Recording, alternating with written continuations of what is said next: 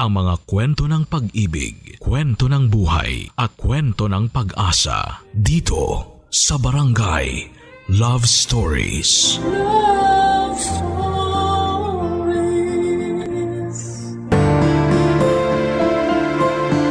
Talaga namang masaya kapag nakakasundo natin ang lahat ng ating nakakasalimuha.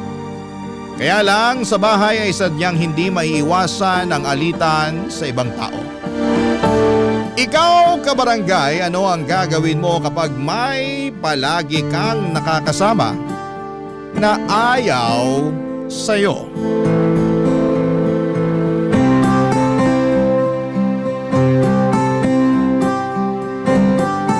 Dear Papa Dudut, isa pong magandang araw sa inyo at sa mga kabarangay natin sa Barangay LS. Masaya talaga ang feeling kong makapagsulat sa inyo. Solid fan ako ng programa ninyong Barangay Love Stories na siyang inaabangan ko tuwing tanghalian. Kapag nakikinig nga ako'y nababalikan ko rin ang naging buhay ko. Naalala ko rin ang ilan sa mga pinagdaanan ko. Lalo na ang mga naranasan ko na masaya sa aking pakiramdam. Siya nga pala, Papa Dudut, ako po si Catalina, 65 anyos at tubong Nueva Ecija.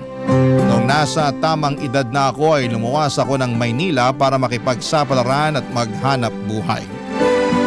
Taong 1977 ay nagsimula akong magtrabaho. Pumasok po ako noon sa isang tindahan ng school and office supplies at nakapwesto ito sa isang kilalang kalsada, ang tinatawag noong araw na Avenida. Ito'y isang karanasan na tuwing naaalala ko ay napupuno ang puso ko ng kapayapaan na may halo ring kaligayahan at pasasalamat. Naalala ko pa rin ang unang beses na nakilala ko ang mga naging katrabaho ko. Ang may-ari ng tindahan na si Manuel at ang bisor na si Teresa. Nakilala ko sila sa job interview ko sa tindahan, Papa Dudut.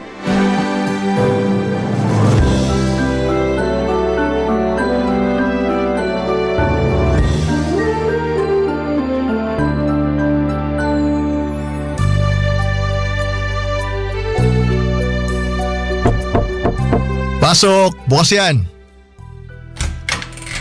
Magandang umaga po. Kayo po ba si Sir Manuel? Oo, ako nga. Ikaw ba si Catalina?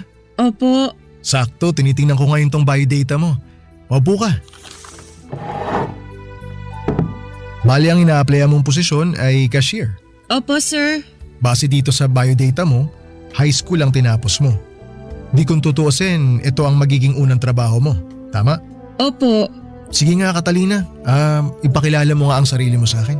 Ako po si Catalina, 18 years old, single, coming from the province of Nueva Ecija, Philippines. Kauna-unahang trabaho ko nga po to, pero huwag kayong mag-alala, kakayanin ko ang mga gawain dito. Sabihin niyo lang ang kailangan at gagawin ko ng masinsinan ang anumang ibilin niyo sa akin. Gusto ko yung personality mo, ha? And also, I like the attitude. Positive at porsigido. Desidido akong magtrabaho, sir. Maganda yan. Saan ka nakatira ngayon, Catalina? Hindi naman ba malayo dito? Hindi ka naman mahihirapan papunta dito sa store. Tumutuloy po ako kasama ng mga kamag-anak ko sa Quiapo. Isang sakay lang po ng jeep at makakarating ako dito. Good, good. Alas 8 ng umaga ang pasok, ha? Ayoko nang nanilate.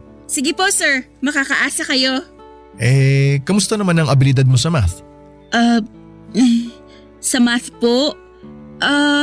Marunong naman po ako magbilang. Plus, minus, times, divide. Kaya ko naman po. Paano ba yon? 2 times 2 equals 4? 2 times 3 equals 6? 2 times 4 equals 8? Marunong rin po akong pumindot ng calculator. Alam mo, gustong gusto ko yung confidence mo, ha? I like you. Huwag ka masyadong kabahan. Tuturuan ka naman namin dito kung ano yung mga gagawin mo. Sige po. Ang gusto ko lang maayos magtrabaho. Ha? Pag may pinagawa sa'yo, gawin mo ang best mo. Ayusin mo ang pagbibilang ng bayad ng mga customer, pati na rin ang pagsusukli sa kanila. Pagkatapos nun, wag na wag mong kakalimutan na iabot sa kanila ang resibo. At isa rin sa mga requirement dito sa store, dapat palagi kang nakangiti. Okay? Di ko po makakalimutan ngumiti, sir. Yan, ganyan nga. Alam mo naman siguro ang business namin, tindahan to ng school supplies at office supplies. Pagpasok mo pa lang, kitang-kita mo na yung mga nakadisplay, di ba? Marami nga pong mga items, sir. Sari-saring ballpen, libro at kagamitan sa eskwela. Ngayon lang ako nakakita ng sobrang daming disenyo ng notebook. Mas busy dito kapag peak season, yung bang kagaya ng petsa ng enrollment, mga ganyan. Maraming bumibili ng mga gamit para sa school. Sobrang matao dito kapag gano'n napupuno ang store. Madalas, hectic at busy talaga lalo na kapag marami na silang nakapila sa harapan mo. Maganda sa business pero nakaka-stress pa rin pag nagdagsaan ng mga customer. Nako, ganun po ba? O paano yan, Catalina, kapag nakaka-stress na? Kaya mo bang magtrabaho under pressure? Don't worry, matagal pa to. By then, I'm sure, magagamay mo na yung trabaho mo. Sabi mo nga kanina, kakayanin mo. Yes, sir. Kaya ko yun. At tulad nga rin na nabanggit ko kanina, ituturo naman namin sa iyo kung ano yung mga gagawin mo, Catalina. Marami ka ring mga staff na makakasama rito, kaya mapaghahatian nyo yung dami ng customer pagka nagdagsaan sila dito sa store. Excuse me po, Sir Manuel. Dumating na po yung bagong stock. May pinapapirma po sa inyo. Okay, Teresa, salamat. Pupuntahan ko na. Ay, nga pala, ipapakilala kita sa bago nating katrabaho. Teresa, ito nga pala si Catalina. Catalina, si Teresa. Hi Catalina, nice to meet you. Hi din po, ma'am. Ako po ba ang bago niyong katrabaho? Ibig bong sabihin, tanggap na ako? Sa tingin ko naman, kakayanin mo yung trabaho dito kaya tanggap ka na. Ay, Teresa nga pala, pakigabayan na lang tong si Catalina ha. Ikaw na mag-train sa kanya. Okay sir, ako pong bahala sa kanya. Salamat po sa tiwala niyo, Sir Manuel. Makakaasa po kayo sa akin. O Catalina, magkita tayo sa Lunes. Pero huwag mong kakalimutan yung sinabi mo kanina ha, na kakayanin mo.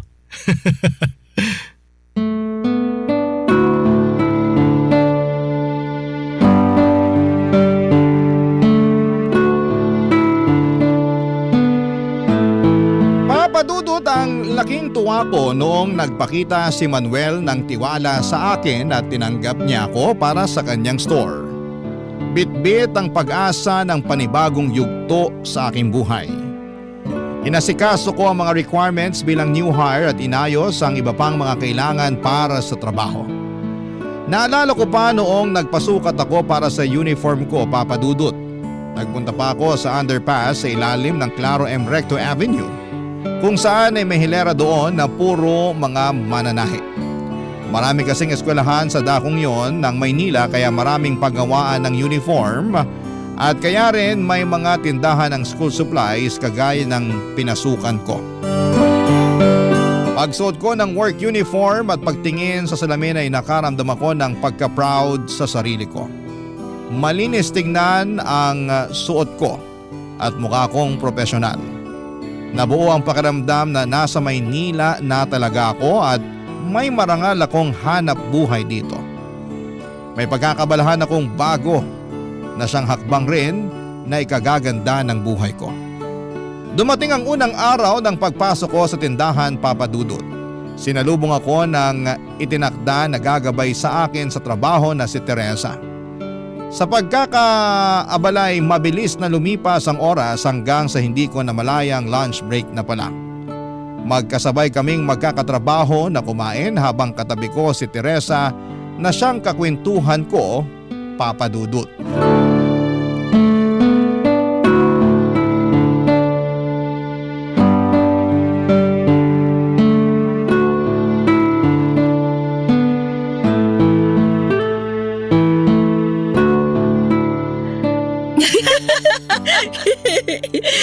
Ay naku Catalina, kanina ka pa humahalakak dyan ha.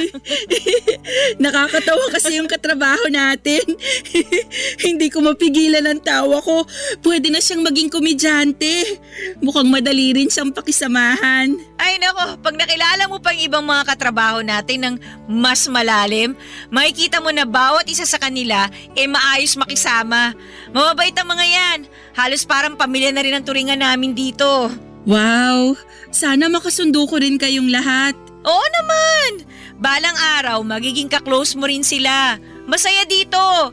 Tipong kahit ang daming ginagawa sa maghapon, hindi ko ramdam yung pagod kasi yung pakikisama namin, grabe. Kaya nga ako nagtagal ng 3 years dito eh. At sa tingin ko, mananatili pa ako dito. 3 taon ka na pala dito, Teresa. Matagal-tagal ka na rin pala sa store. Okay naman kasi magtrabaho dito. Nagkakasundo kami magkakatrabaho dito. Kaya talagang magaan sa pakiramdam kahit na ang daming stress. Tsaka si Sir Manuel, naku, maayos siyang boss. Stricto pero talagang down to earth. Madaling lapitan kapag may tanong ka. Nakikinig siya. Tutulungan kapag resolbahin ang problema mo. Unang tingin ko sa kanya, ang tapang ng itsura niya. Tipong pag gumawa ka ng pagkakamali, dapat humanda ka sa sasabihin niya dahil paprangkahin ka talaga niya. Kahit masasaktan ka, sasabihin niya. Huwag kang matakot kay Sir Manuel.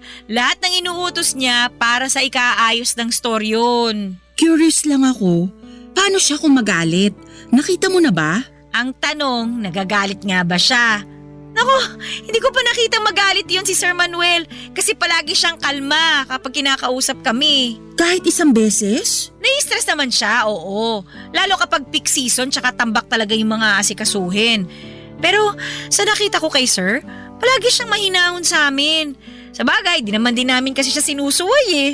Sa sinabi mong yan, nakahinga ako ng maluwag-luwag. Aayusin ko ang trabaho ko para walang masabi si Sir. Ang laki nga ng pasasalamat ko kasi nakapagtrabaho ako kay Sir Manuel.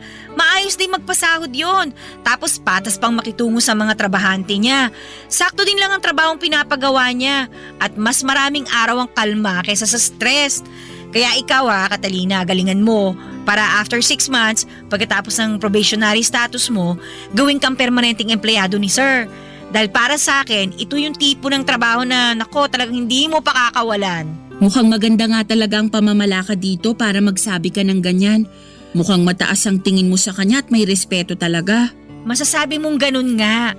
Mataas ang respeto namin sa kanya dahil may respeto rin siya kung makitungo sa amin. Para nga ring tumatayo siyang tatay-tatayan nyo.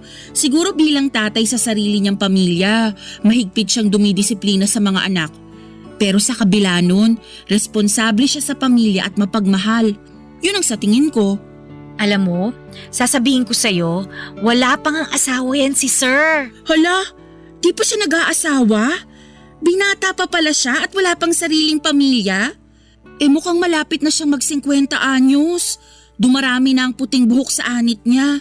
Malapit na nga kami magdasal ng nobena para mahanap na niya yung babaeng pakakasalan niya eh.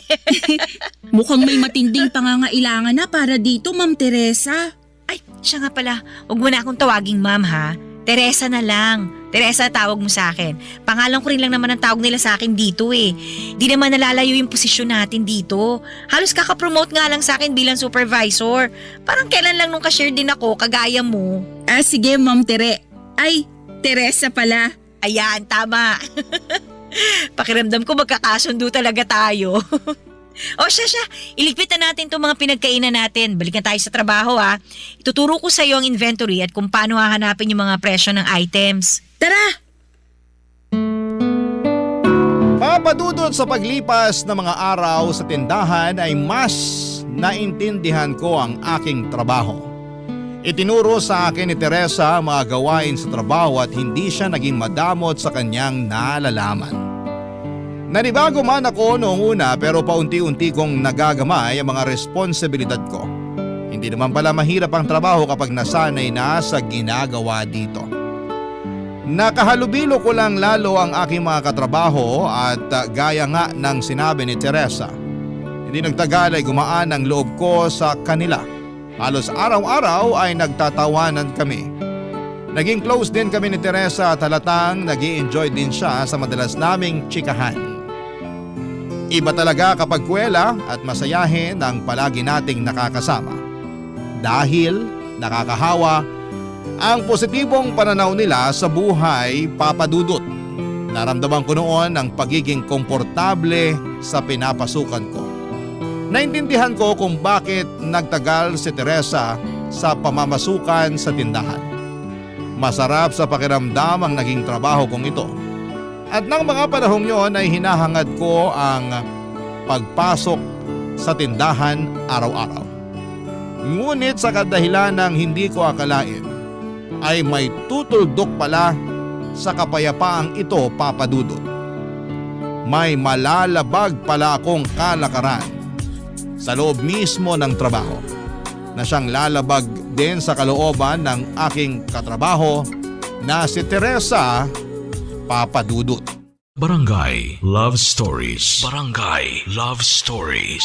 Lumipas ang panahong yon ng matiwasay. Pagkalipas ng ilang buwan ay nasanay ako sa routine ng trabaho ko. Kung noong simula ng pagpasok ko ay maya't maya ang pagtanong ko kay Teresa, sa katagalan ay mas nagagawa ko na ng independent o mag-isa ang trabaho ko. Tulad ng sinabi ko sa interview ko ay ginalingan ko nga, Papa Dudut. Nakarating din sa akin mula sa mga katrabaho ko ang obserbasyon ni Sir Manuel sa akin bilang baguhan. Approve si Sir Manuel sa performance ko at thumbs up daw ako sa kanya na talaga namang ikinatuwa ko. Inaayos ko noon ang trabaho ko, Papa Dudut, kaya inakala ko na wala akong makakaharap na malaking aberya. Ngunit sa lungat sa ninanais ng lahat ay may nagawa akong lubos na ayaw ng boss namin na si Sir Manuel. May naging issue ako tungkol sa paghawak ko ng kaha.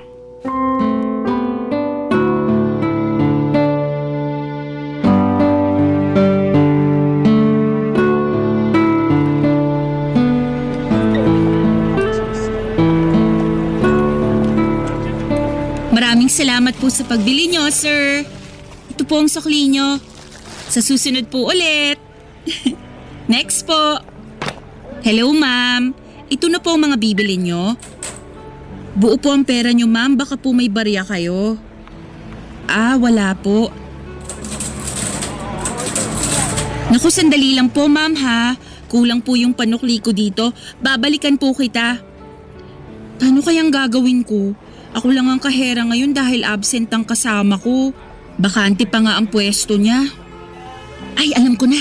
Kukuha na lang ako ng panukli sa kaha niya. Di kasi nagbubukas ang kaha pag walang naibebenta. Dapat kasi may pinapunch muna na item saka kusang magbubukas to. Pero naalala ko may tinuro sa akin si Teresa eh. May pipindutin lang dito para mabuksan ang kaha. Saan nga pa yun? Ito na nga. Itong hinahanap ko. Ayan! Kukuha na ako ng kulang na panukli. Ito na po ang sukli niyo, ma'am. Maraming salamat po sa uulitin. Ay, sa wakas naubos din ang customer. Ako na lang ulit ang mag-isa sa counter ngayon. Catalina, Hi Sir Manuel. iwan mo na muna yung kaha. Kausapin kita sandali. May tatanong lang ako sa'yo. Ano po yun, sir? Nakita ko na nanggaling ka sa kabilang counter Opo sir. Bakit ka nanggaling doon? Ano po kasi sir? Buo po kasi yung perang pinambayad nung kabibili lang. Pagtingin ko po sa kaha ko, kulang na po ang nandito para masuklian siya. O tapos? Naisip ko baka may sapat na barya sa kabilang kaha. Kaya Kaya ka pumunta sa kabilang kaha kasi walang tao doon. opo, O pagbalik mo sa pwesto mo, nasuklihan mo yung customer. opo. Gusto ko lang na malinaw ang pagkakaunawa ko, Catalina. Ha? Nakakuha ka ba ng panukli sa kabilang kaha? Opo sir. Paano? Nabuksan mo yung kabilang kaha? Nabuksan ko po sir. Bakit po?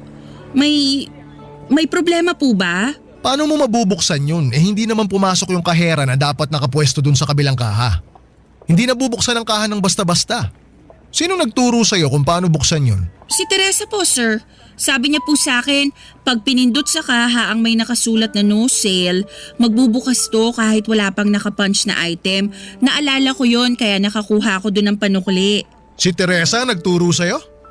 Ay, Catalina, hindi mo ba alam na bawal buksan ang kaha kapag walang benta? Ha? Bawal po? Hindi mo ba alam na mahigpit kong ipinagbabawal na mabuksan ang kaha na nakatoka sa ibang tao? Lalo na kapag walang pahintulot galing sa akin. Hindi ko po alam, Sir Manuel. Hindi ko po alam na bawal ang ginawa ko. Akala ko po ayos lang dahil sakto lang po ang kinuha ko para may panukli sa customer. Wala na po akong kinuhang sobra pa, sir. Bilang kasi yung perang nasa bawat kaha, Catalina. Paano pag nagkulang yung pera tulad ng ginawa mo kanina? Kumuha ka ng pera sa kabilang kaha, ipinanukli mo. Paano pag nakalimutan mong ibalik yung perang kinuha mo sa kaha? Bilang nga yung pera. O sino sisisihin ko? Siyempre yung huling tao na gumamit ng kaha. Hindi ba? Di ba pinaalala sa'yo ni Teresa na bawal yung ginawa mo? Hindi ko po maalala, sir. Teresa! Halika nga rito sandali! Sir, tawag niyo po ako? Nagbukas tong si Catalina ng kaha na hindi naka-assign sa kanya. Ikaw daw ang nagturo sa kanya kung paano buksan ang kaha na wala pang benta. Pero sinabi mo ba sa kanya na bawal magbukas ng kaha na nakatoka sa ibang tao? Ano po? Catalina, hindi ko ba pinaalala sa'yo yun? O ngayon Catalina, uulitin ko yung tanong. Alam mo ba na bawal buksan ng kahang nakatoka sa iba? Akala ko po pwede dahil may dahilan naman po ako. Kumuha lang po ako ng panukli sa kabilang kaha dahil nagkulang po ako sa barya. Sapat lang po ang kinuha ko para may panukli. Hindi ko rin po naisip na magpaalam muna sa inyo. Sorry po talaga, Sir Manuel. Hindi ko na po uulitin to. Alam mo Teresa, sa tingin ko nakalimutan mong ipaalala sa kanya yung bagay na yun eh. Dapat alam din ni Catalina lahat ng mga proseso natin dito. Lalo na sa paghahawak ng pera. Buti na lang nakita ko na kumuha siya ng pera dun sa kaha. Paano ko nakalimutan yun? Di nagkagulo na. Sir Manuel, kung nandito pa ako kanina kasama si Catalina, mapapaalala ko po yun sa kanya. Siguro palaging nangyayari yan ano. Hindi ko lang alam kasi hindi ko pa nakikita. Uulitin ko Teresa ha, mahigpit kong ipinagbabawal yung ganong gawain. Huwag mong kalimutan na ibahagi yan sa lahat ng staff natin. Ikaw ang supervisor dito, kaya dapat hindi ikaw ang unang sumusuway sa mga patakaran ko. Hindi ko naman po alam na… Magsilbing warning to sa inyo ha, Teresa. At siguraduhin mo na alam ni Catalina lahat ng mga patakaran natin dito. Ayoko nang mauulit to. Naiintindihan nyo? Opo, sir. Papadudot, mula noong nangyari ang insidenteng ito ay naging mainit ang mga mata ni Sir Manuel sa aming dalawa ni Teresa. Yun bang kinailangan namin na muling patunayan ang sarili namin sa kanya? Naging mahigpit din po lalo kay Teresa si Sir na lubos niyang ikinayamot. Dahil sa mga nangyari ay kapansin-pansin na nagbago ang pakikitungo sa akin ni Teresa. Nasa punto na iniiwasan niya ako kapag nagkakasalubong kami sa tindahan. Kapag sumisenyas o kumakaway ako sa kanya kahit bahagyang ngiti, ay hindi niya ipinapakita sa akin, Papadudot. Dinidedma lamang niya ako. Hindi na rin siya noon tumatabi sa akin para magkasabay na kumain tuwing tanghalian. Higit sa lahat ay iniiwasan na niya noon na tumingin sa mga mata ko na parang hindi kami magkakilala. May pinagawa sa amin noon sa trabaho at kaming dalawa ni Teresa ang inutusan dito. Ito ang naging pagkakataon ko, Papadudot, para makausap si Teresa ng masinsinan.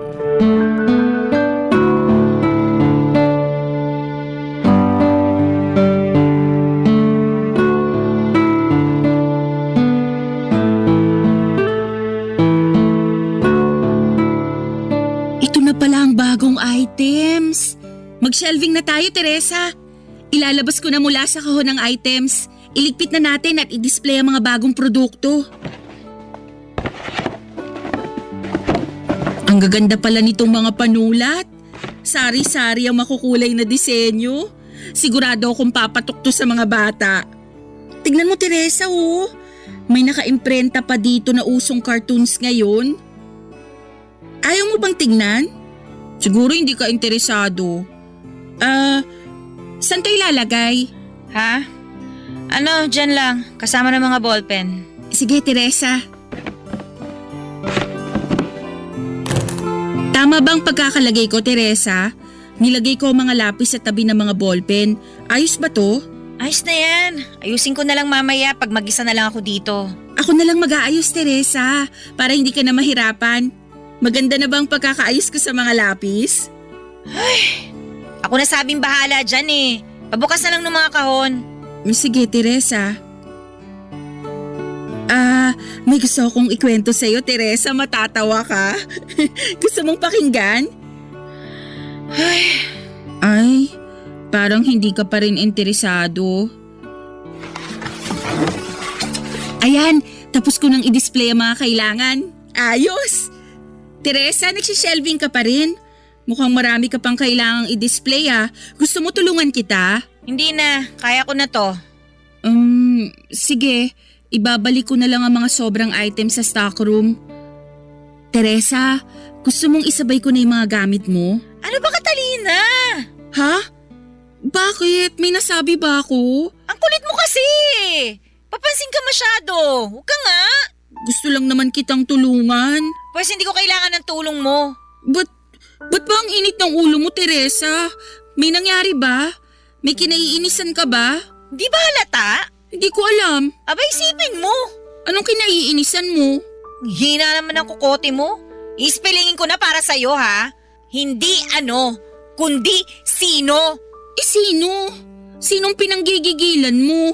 Hindi ako makapaniwalang hindi mo pa rin makuha. Ang pangalan niya ay nagsisimula sa letter C. Letter C?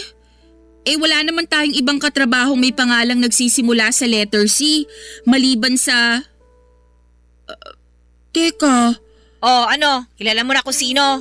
ako? Ako lang dito ang may pangalan na letter C nagsisimula. Tumpak! Nakuha mo! Ang tagal rumihistro, ha? Oo, ikaw ang problema ko, no? Bakit naman? Anong ginawa ko sa'yo? Hindi mo na ba maalala? Kung hindi dahil sa'yo, hindi ako mapapagalitan ni Sir Manuel. Sa tagal ko dito, ngayon lang ako pinag-initan ni Sir. Ngayon ko lang nakitang magalit siya. Tapos sa akin pa talaga niya binuntong yung irita niya at pagka-istrikto niya. Kaya eto, bawat kibot ko ngayon, minamanmanan pa rin niya. Kung tratuhin niya ako ngayon, kala mo hindi ako marunong sa trabaho ko eh. Hindi naman ako kagaya mo, no? Ito ba yung tungkol sa pagkuha ko ng barya sa ibang kaha? Yung pinagsabihan tayo parehas ni Sir dahil bawal pala yun? Teresa, hindi ko naman sinasadya yun eh. Huwag ka na magdahilan. Wala namang magagawa yung mga pagpapalusot mo eh. Basta tuwing nakikita kita, umiinit ang ulo ko. Ayoko nakikita ka o nakakasama ka. Kung pwede lang na huwag ka nang pumasok sa trabaho na to para hindi na kita makita ulit eh. Magiging masaya pa ako pag nangyari yon. Di ko naman gusto yung nangyari nun. Hindi ko naman alam na dahil sa ginawa ko ay magagalit si Sir Manuel, lalo na sa'yo. Teresa naman, intindihin mo rin naman ako. Kung alam ko lang na aabot sa puntong to, sana hindi na lang kita pinakisamahan. Ikaw na nga ang tinuruan ko eh, ako pang dinamay mo sa sarili mong pagkukulang. Sino ka ba dito? Baguhan ka pa lang Kumuha ka na kagad ng eksena. Pinahamak mo pa ako. Ang sakit mo naman magsalita, Teresa. Nakakasakit ka na Sana hindi ka na lang natanggap na magtrabaho dito. Pahamak ka talaga. Ayoko nang kausapin ka. Umalis ka na lang dito sa tindahan at huwag ka nang babalik pa. Maraming araw ang lumipas na ganito ang sitwasyon namin ni Teresa Papadudut. Malayo sa dati na maligaya ang samahan naming dalawa. Naging mabigat sa loob ko ang pagpasok sa trabaho araw-araw. Naging komplikado dahil sa sama ng loob na nararamdaman ni Teresa para sa akin. Naiilang ako noon kapag nagkikita kaming dalawa sa trabaho. Yung bang magkasama nga kami pero palagi siyang nagpapanggap na wala ako doon. Pakiramdam ko noon, Papa Dudut, ay nagkaaway kami at hindi na magbabati.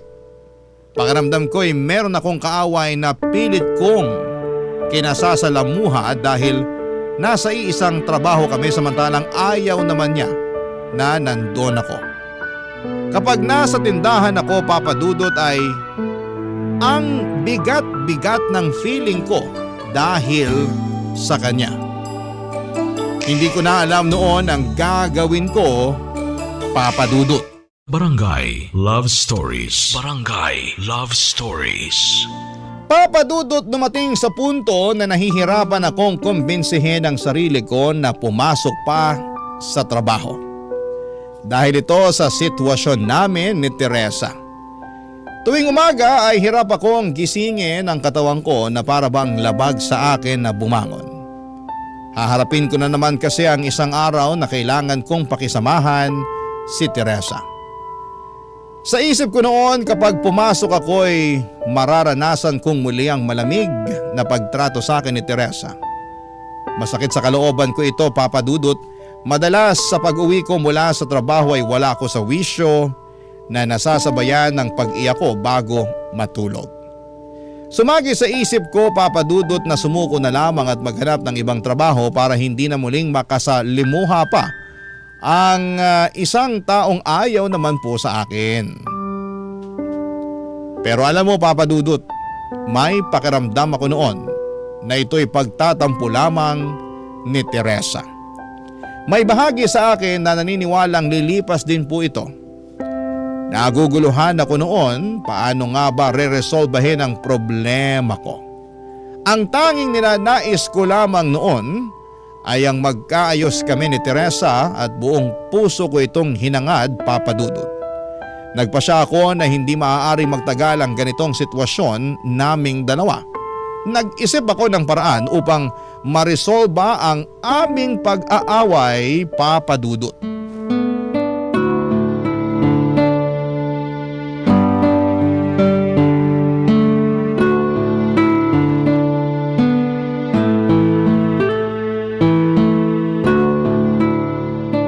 Magandang umaga po, Sir Manuel. Magandang umaga, Catalina. Yan ang gusto ko sa'yo eh. Lagi mong inuunahan yung shift mo. Lagi kang maaga kapag pumapasok. May iiwan lang sana ako sa loob ng office para po kay Teresa. Kay Teresa? Wala pa siya eh. Pero siguro maya-maya lang nandito na yon. Yun nga po, may sorpresa po kasi ako para sa kanya, kaya sinadya ko pong dumating ng mas maaga ngayon para hindi niya ako maabutan. Yung sorpresa mo ba para sa kanya eh, yung hawak mo?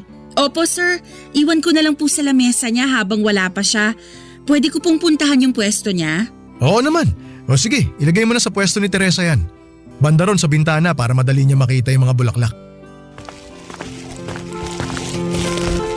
Ngayon ko lang nalapitan ang pwesto ni Teresa.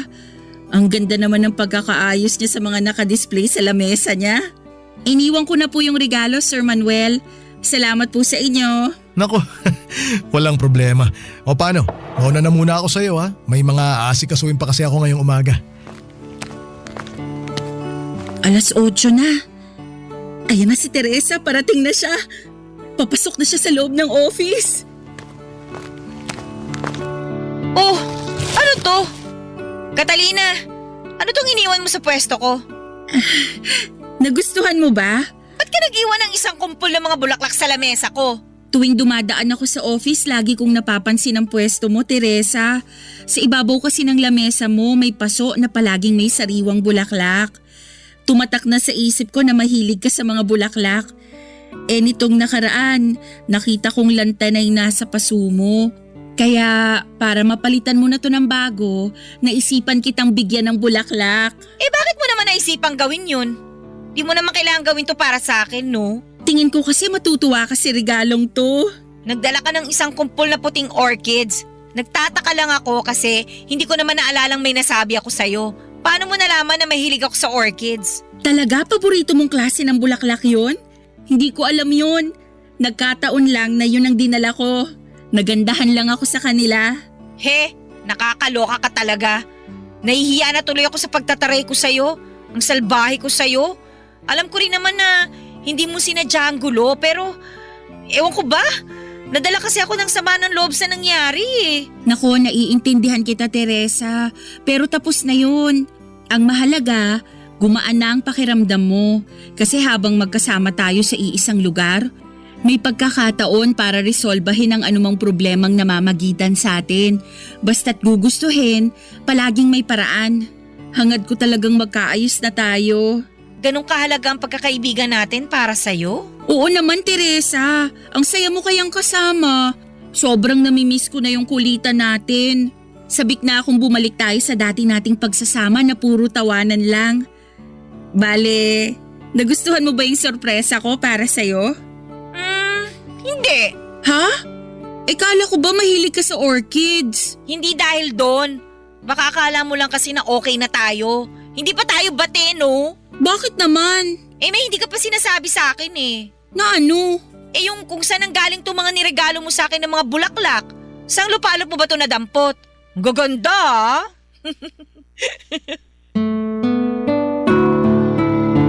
Papa Dudut, kinakatuwa kong sabihin sa iyo na mula noon ay nagbati na kami ni Teresa.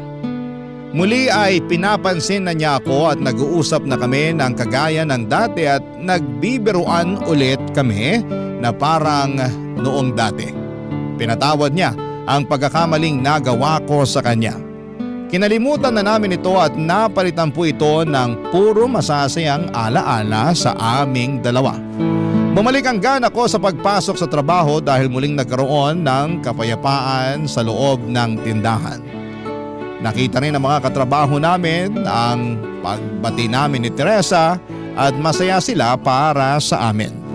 Pakiramdam ko na mula noong nagbati uli kami ni Teresa ay naging mas close pa kami kesa sa dati.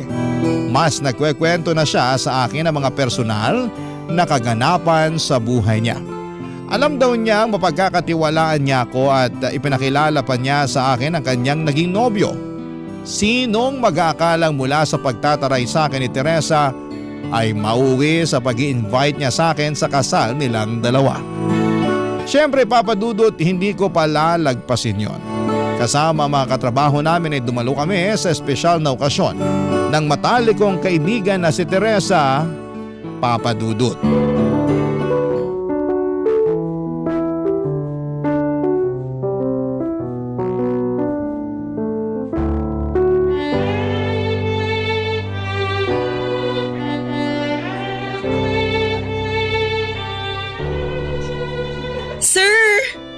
Sir Manuel! Catalina! Oh, kasama mo na pala lahat ng mga staff natin dito sa simbahan. Magandang umaga sa inyo ha. Magandang umaga. Kayo pong huli na dumating, sir. Di bale, hindi naman po bawal malit. Nakakahiya nga kay Teresa. Sobrang nalita ko. Maupo ho kayo, sir. Dito po oh. Bakante po dito.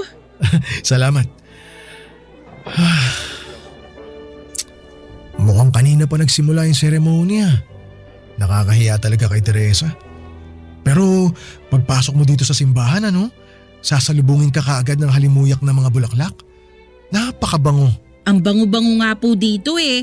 Ang garbo po ng mga display. Isang selebrasyon talaga. Pinuno nila ng mga bulaklak ang entrada, pati sa gitnang aisle at sa mga pasilyo. Ang alam ko kasi mahilig talaga si Teresa sa mga bulaklak. Sinabi niyo pa, sir.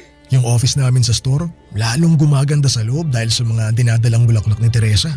Ang elegante nila pagka naiayos mo na. Pansin ko na kapag stressed ako, titingin lang ako sa mga bulaklak na inayos niya. Unti-unti na akong kumakalma. Ganyan din po ako, sir. Iba po talaga ang nagagawa ng likha ng kalikasan para sa atin. Nakakagaan sa pakiramdam ang presensya ng mga halaman. Sangayon ako dyan. Balita ko, nagtampo daw sa'yo si Teresa dati Natatandaan ko, binigyan mo siya ng isang bouquet ng mga bulaklak. Yun yung sorpresa mo, di ba? Nung maaga kang pumasok nung minsan. Opo, sir. Kaya siguro nagkabati kayo ni Teresa. Akalain mo, nakatulong ang kalikasan sa pag-aayos niyong dalawa. Naimbitahan ka pa sa kasal niya. Malaking pasasalamat ko po na nagkabati kami ni Teresa. Alam niyo, sir, mahirap po kasi ang magkaroon ng alitan sa kahit na sino. Ginusto ko talagang magkaayos kaming dalawa. Buti na lang lumambot po ang puso niya sa tulong ng mga bulaklak na binigay ko sa kanya. Eto sasabihin ko sa'yo mula nung magkaayos kayo, hindi lang kayong dalawa ang nakahinga ulit ng maluwag noon. Pati kaming mga kasama ninyo. Nakakatuwa talaga na naisip mo na bigyan siya ng bulaklak. Nahuli mo yung kiliti ni Teresa. Siyempre, para peace ang lahat. Oh, ayan na, you may kiss the bride na raw.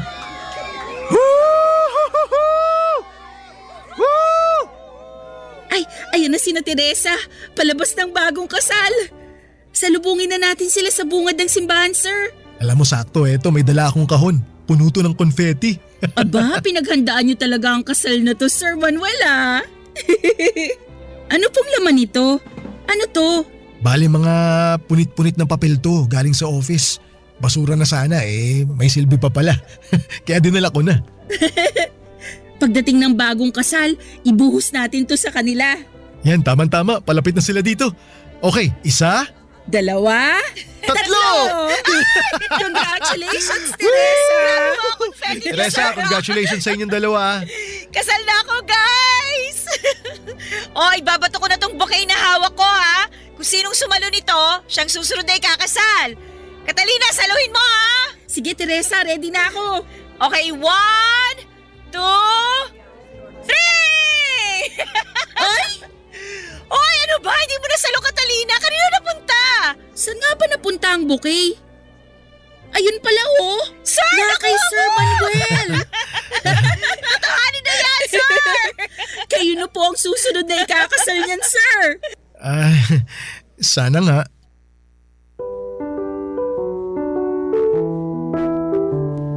Papadudot mula ng kinasal si Teresa ay hindi nagtagal ay nakahanap nga si Sir Manuel ng babaeng mamahalin. Balita ko ay nagkatuluyan si Sir Manuel at ang nakilala niya, Papadudot, at nagbuo sila ng pamilya. Sa katagalan ay nagkanya-kanyang landas kami ni Teresa. Pinagtuunan na namin ang sarili naming pamilya. Ngunit sa matagal na panahon mula noon ay nanatili ang komunikasyon namin.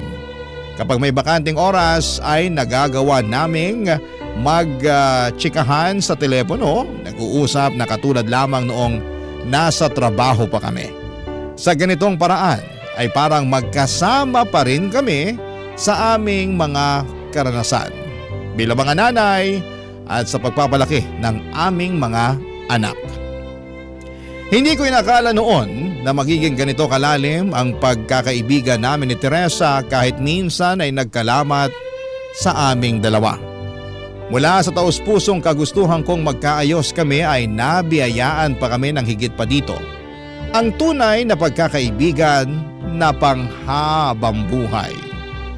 Papadudot, totoo na ang mabuting pakikisama sa ating kapwa ay parang bulaklak na maaaring mamunga ng labis pa sa ating inaasahan.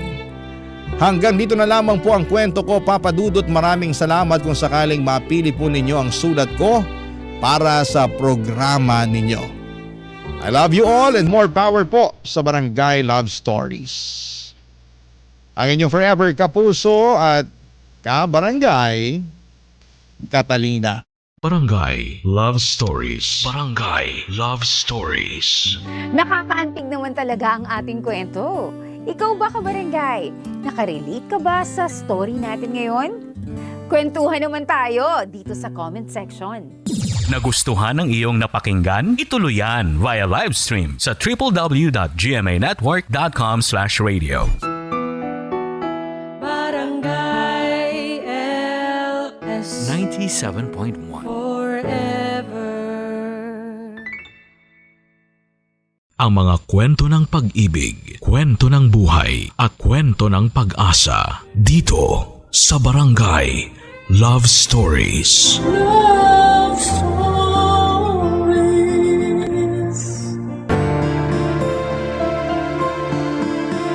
Minsan kahit mabuti ang intensyon natin, ay meron pa rin tayong makikilalang tao na masama ang hangarin.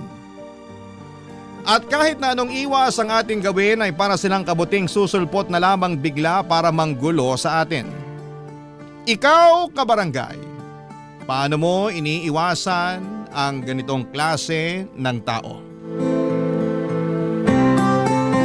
Dear Papa Dudut, magandang araw po sa inyo at sa mga tulad kong avid listener ng Barangay Love Stories. Tawagin niyo na lamang po ako sa pangalang Krista. 36 years old at residente ng Marikina City. Kasama ko sa bahay ang Mr. kong si Alfred at ang dalawa naming chikiting. Pero hindi po love story namin ang isishare ko. Masasabi ko na 10 years ago ay naisip ko talaga na hindi na ako makakapag-asawa o ni boyfriend man lang dahil wala akong tiwala sa mga lalaki. Pero lagi akong hinihirita ng ate Jennifer ko na subukan ko pa rin daw na makipagkilala para naman magka-jowa na ako. Hindi naman sa hindi ako ligawin ng mga lalaki, sa katunayan ay nagka-boyfriend na rin naman ako noong college. Kaso 2 years lamang kami dahil pinagpalit niya ako sa pinsan ko na mas maganda at sexy daw sa akin. Hindi naman ako pangit. May pagka-chubby lang pero hindi rin ako nag-effort makipag-agawan. Dahil para sa akin ay hindi ko deserve na magmakaawa sa taong winalang hiya ako. Kahit na hindi ako perpekto ay mataas ang respeto at pagpapahalaga ko sa aking sarili. Pero nasaktan pa rin naman ako noon at daladala ko yon kahit na ilang taon na ang nakakalipas. Simula noon ay ekis na talaga sa akin ang mga lalaking gustong manligaw. Mas nag-focus na lamang ako sa trabaho ng mga panahong yon at kinalimutan ko na ang pakikipag-love life, Papa Dudut.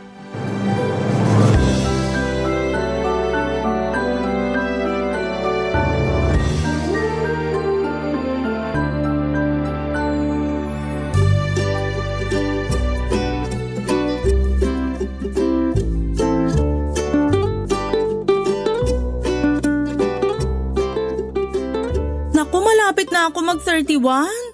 Ibig sabihin sa susunod na taon, lagpas na ako sa kalendaryo. Bakit? Anong meron?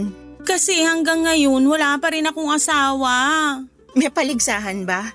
Siyempre wala. Wala naman pala eh. Kumalma ka lang ate. Paano ako kakalma? Magta-31 na nga ako. Tapos wala pa rin akong asawa hanggang ngayon. Hindi naman requirement na mag-asawa ka na kung 31 ka na. Hay, hindi mo kasi naiintindihan, sis. Sige nga, ipaintindi mo sa akin. Ganito kasi yon. Karamihan sa mga kaedad ko, nagsisipag-asawa na. Meron nga may 2 o 3 anak na eh. Eh ako, ni boyfriend wala. Kaka-break mo lang, 'di ba? Yun nga. Pero meron na uli akong kinakausap. Talaga? Oo. Ibang klase. Ikaw yung babaeng hindi nababakante. Sa bagay, masyado ka ring ligawin pero sana naman yung magiging boyfriend mo ay hindi na loko-loko katulad nung ex mo, pati nung nakarang ex mo. Sana nga. Kalma ka lang kasi. Kung marami sa mga kaedad mo yung may asawan at mga anak, meron pa rin naman yung mga katulad naming single and happy. O, ikaw pala. Anong ako? Don't tell me plano mo nang di mag-asawa niyan ha. Hoy, ipapaalala ko lang sa'yo na 26 years old ka na. College ka pa nung huling may pinakilala sa akin. Ang tagal na nun. Wala ka pa rin bang bagong natitipuhan? Wala kasi, focus ako sa trabaho ko. Hindi ka naman napapasaya ng trabaho mo. Napapasaya ako ng sweldo ko. Pero ano na, wala ka bang balak mag-boyfriend man lang? Baka nakakalimutan mo, di ka na bumabata. Hindi naman ako nape-pressure, ikaw lang ate. Kahit na, pag umabot ka sa edad kong to, maiintindihan mo yung pakiramdam na para kang nakikipaghilahan ng panahon sa kalendaryo. Kaya nga habang maaga pa lang, subukan mo na uli magjowa. Malay mo, for keeps na pala this time. Tinatamad kasi ako. Tinatamad? O takot ka lang uli masaktan? Kasama na yun. Marami akong what ifs eh. What if lokohin ulit ako katulad nung ginawa sa akin ng ex ko? What if tama ka? Paano kung masaktan ulit ako? Ayoko na ulit maranasan yun. Tapos na ako sa sawi era ko. Matanong nga kita, gusto mo bang tumandang dalaga? Ate naman eh. Tigilan mo ako sa kagaganyan mo. Kung ako sa'yo, lalabas ako tuwing Biyernes ng gabi, sasama ako sa mga katrabaho kong gumimik. Alam mo namang hindi ako mahilig mag-bar. Subukan mo lang kahit minsan. Malay mo may makilala kang type mo. Kung ayaw mo naman, mag-install ka na lang ng dating app. Uso naman yun. Alam mo kung anong gusto kong gawin? Ano? Matulog. Sleep deprived kaya ako ate. Aga-aga ng pasok ko tapos minsan late na ako nakakauwi dahil sa heavy traffic. Ang boring mo naman, girl. Whatever you say. Dapat kasi gayahin mo ko. 2 buwan lang kung mag-move on. FYI, nakapag-move on na ako. Hay nako, bahala ka. Basta, sinabihan kita. Papa Dudut, masasabi kong may point naman si ate sa mga sinabi niya sa akin. Wala namang masama kung subukan kong makipagkilala ulit dahil matagal na rin namang nangyari yung panluloko sa akin ng ex-boyfriend ko. In fact, hiwalay na sila ng pinsan naming yon. Ewan.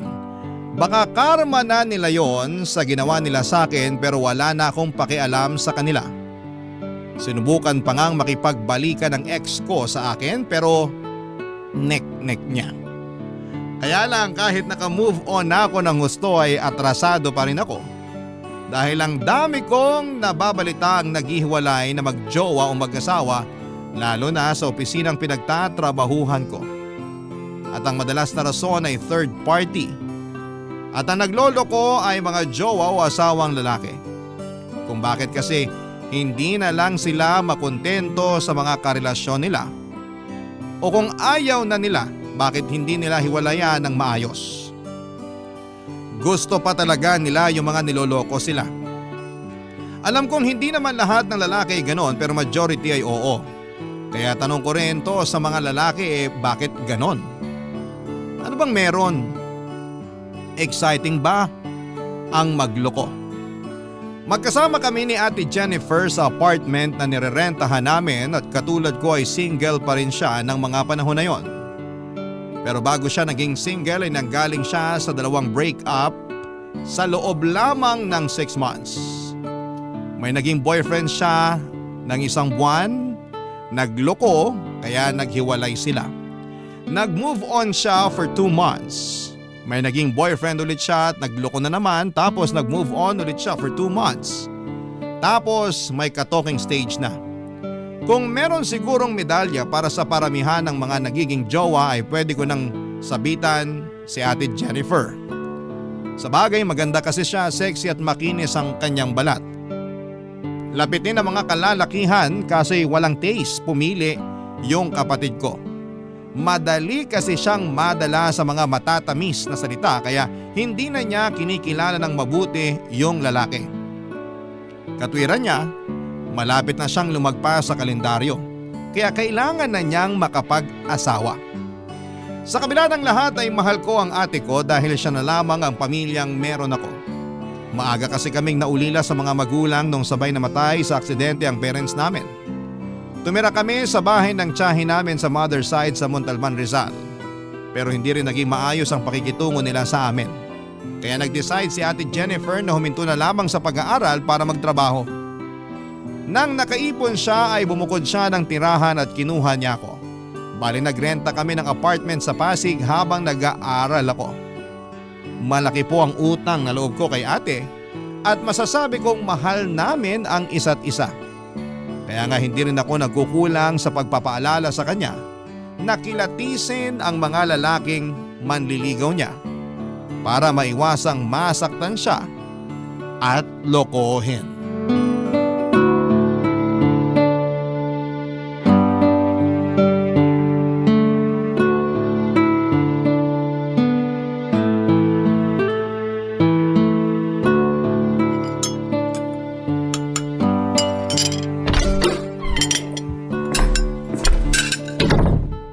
Nandito na ako. Oh, ang bilis mo naman, mahal. Sino ka? Ikaw, sino ka? Kapal na mukha mo. Para sabihin ko sa'yo, nakatira ako rito. Ikaw, sino ka? Nasaan Ako si... Ito. Uy, teka, bitawan mo yung hawak mong baseball bat. Naghahain lang ako, wag mo ako saktan. Masasaktan ka talaga sa akin kasi bigla-bigla ka nalang pumapasok dito sa pamamahay namin ng ate ko. Ate mo si Jennifer? Oo. May ginawa ka bang masama sa kanya? Sabihin mo, anong ginawa mo sa kanya? Wala akong ginagawang masama sa kanya. Hey! Hala, Krista!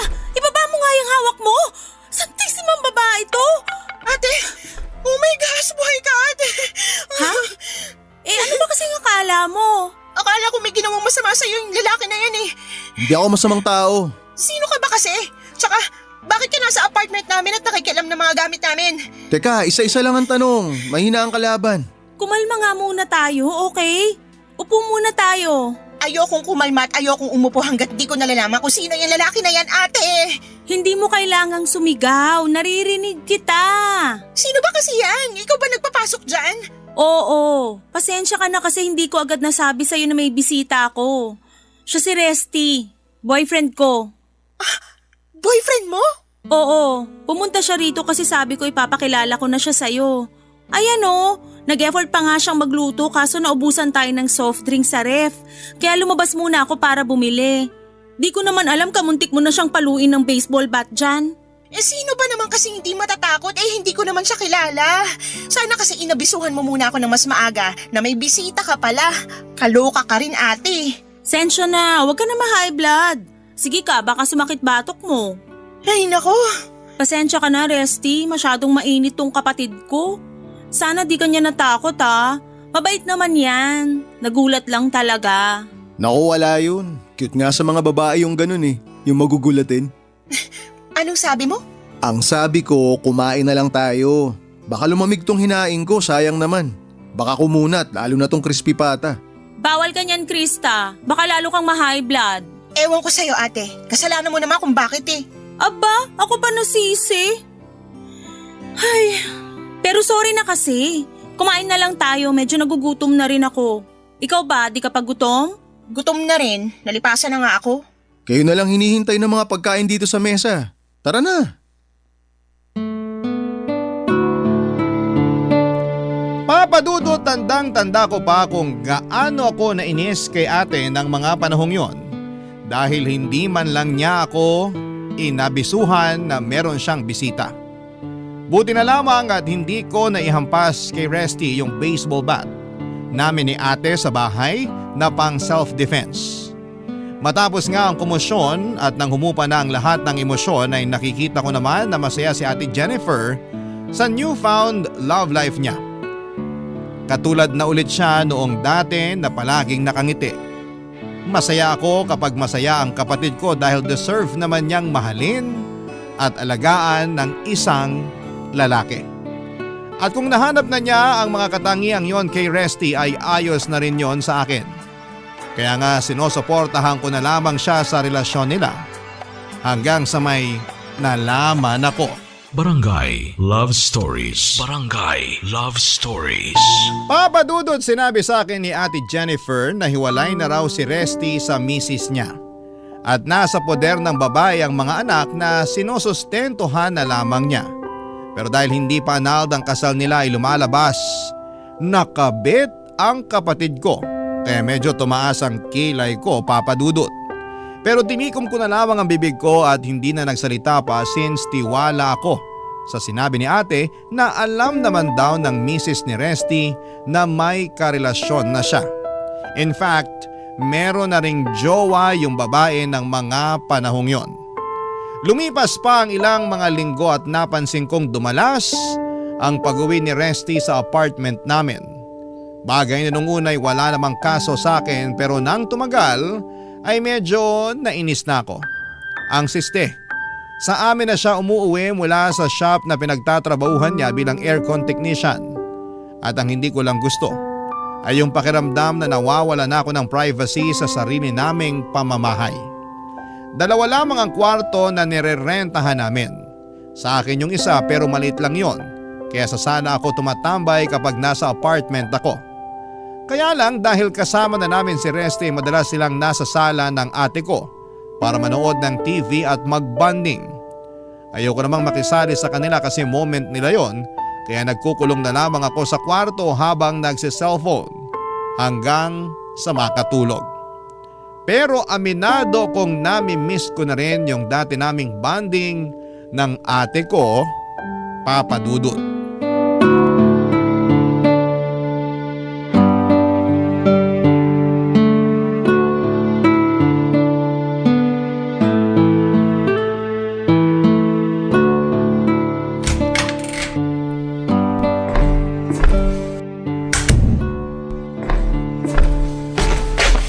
Himala, wala yata si Kuya Resty. Oo eh. Kasama niya yung mga anak niya. Birthday kasi ng panganay nila kaya sineselebrate nila dun sa bahay ng dati niyang misis. Misis niya pa rin yun kasi di pa sila annulled. Tsaka, sure ka ba talaga na walang sabit yung boyfriend mo? Tingnan mo, imbis kasama mo ngayon nandun sa pamilya niya.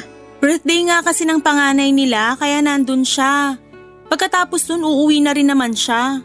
Okay na rin pala na wala si Kuya rito kasi namimiss na kita ka bonding. Lagi mo na lang kasi siya kasama, nakakatampo na tuloy. Ay, wag ka nang magtampo. Matagal-tagal din naman tayong magkasama eh. Saka malaki ka na. Baka sign na to para humanap ka ng lalaking makakasama mo rin lagi. Ayan ka na naman. Pipilitin mo na naman ako mag-boyfriend.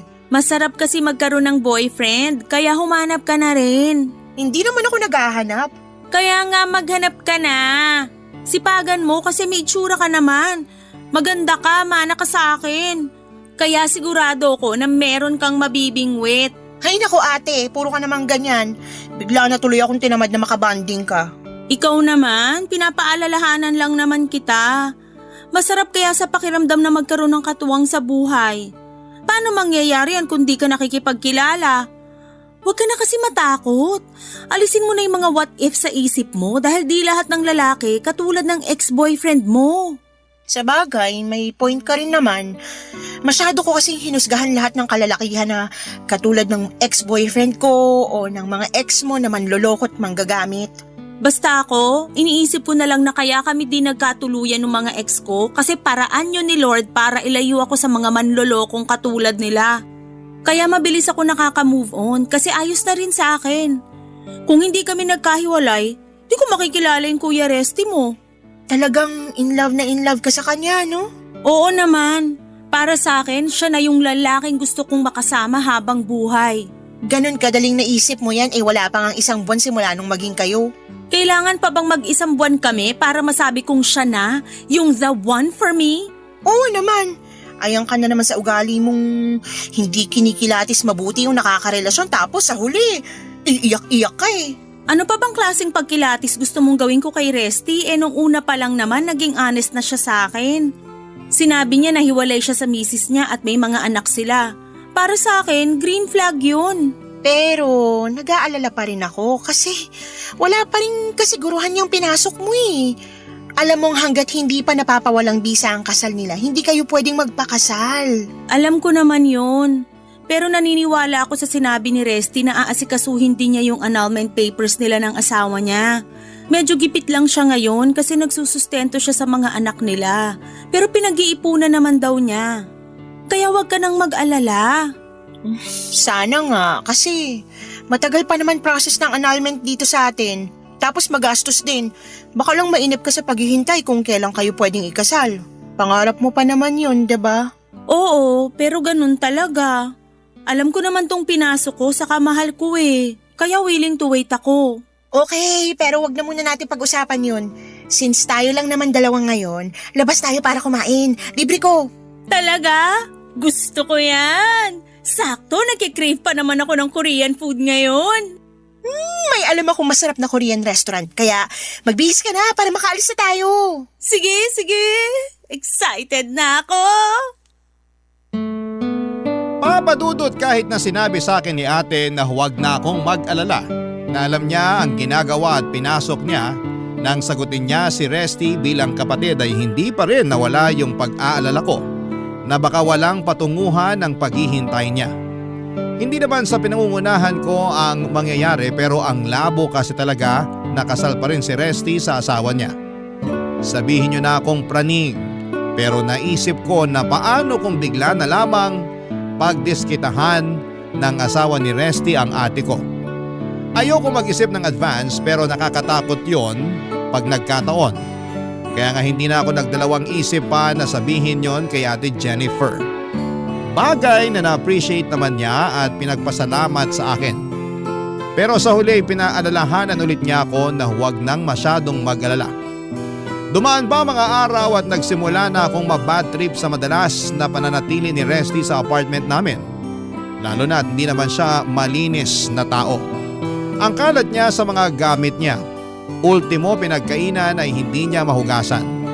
Kapag nagluluto siya para lang sa kanila ng ate ko since inaasahan na nila na kumain na ako sa labas. Si ate rin ang naglalaban ng mga damit ni Resty. Sa isip ko ang kapal naman ang mukha ng lalaking yon. Parang nakahanap siya ng instant labandera. Madalas okupado nila ang sala kaya pakiramdam ko ang liit na lamang ng space ko sa apartment namin. Lugi ako kasi nag-aambag ako ng pambayad samantalang siya ay wala talagang inaabot ni 5 duling. Ang alam ko ay meron naman siyang nirerentahang apartment din kaya bakit sa bahay namin siya nakikipagsiksikan. Nababanas na ako pero sinolo ko na lamang dahil baka makapagsalita ako ng hindi maganda. Pero sinusubukan talaga ng kapalaran ang pasensya ko.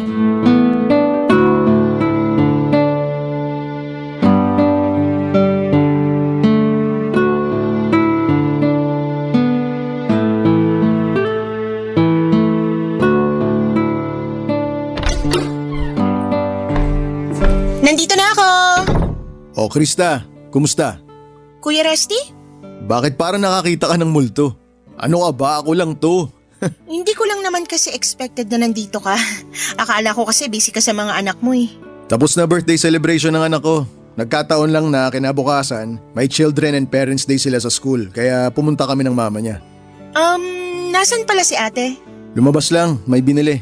Ah, okay. Sige, pasok na ako sa kwarto. Teka Krista, sandali lang. Ha? Bakit? Napapansin ko kasi kapag tayong dalawa lang, lagi kang umiiwas. May problema ka ba sa akin? Wala naman akong problema sa'yo, kuya. Sana nga, ganun talaga. Sa amin ng ate mo, sa relasyon naming dalawa, may problema ka ba? Since natanong mo na rin naman, sige, sasagutin ko na. Yung totoo, wala naman sanang problema sa'yo. Sa relasyon nyo, okay kayo ni ate, kumbaga swa kayo sa isa't isa. Nakikita ko naman kung gaano kanya kamahal at ganun ka rin naman sa kanya. Pero naisip ko lang kasi na hindi ba dehado kapatid ko dahil kasal pa kayo ng asawa mo? At may ganyan pa kayong ganap, yung bang kapag kailangan kayo ng mga anak nyo, aakto ulit kayo na parang mag-asawa pa rin. Tsaka, may plano ka bang pakasalan si ate? Kasi kung wala, aba… Sandali, kumalma ka lang. Sorry, nadala lang ako. Naiintindihan ko naman, kaya nga willing akong sagutin mga tanong mo. Pero, pwede bang maupo ka muna? Huwag kang sumandal dyan sa pinto. Tabihan mo ako rito sa sofa. Ha? Hindi na, ayos lang ako dito. Kanina pa ako nakaupo sa opisina eh. Gusto ko naman tumayo muna. Sure ka? Kasi maluwag naman tong upuan oh.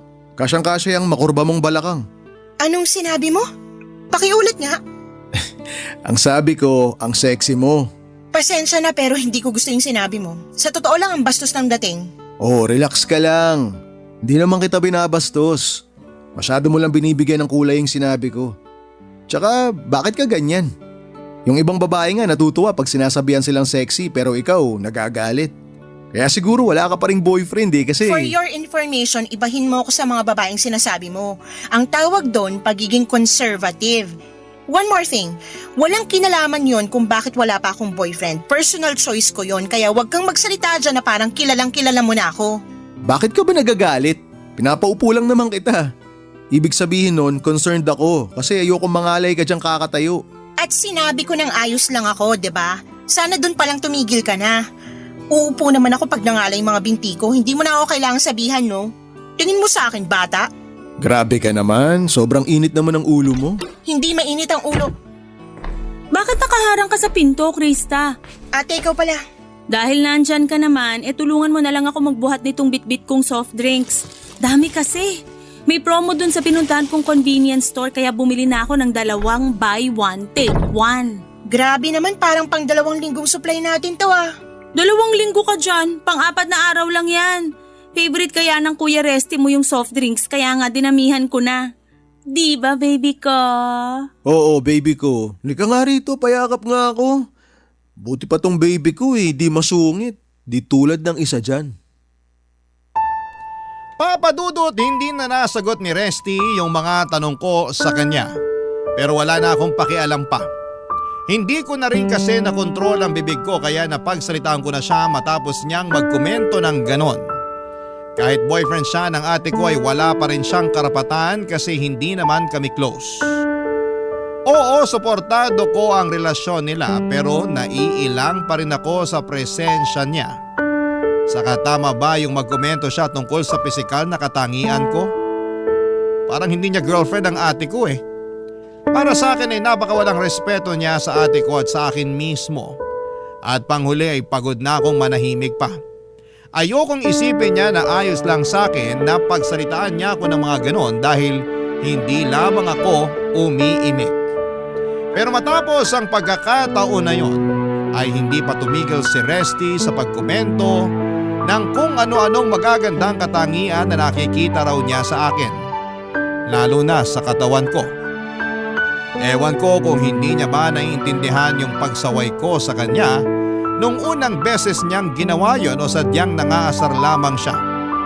Akala niya yata katulad ako ng ibang babae na madadala sa mga papuri. Tulad ng sinabi ko ay mataas ang respeto at pagpapahalaga ko sa sarili ko. Hindi ko kailangan ng validation mula sa ibang tao. Lalo na sa kanya.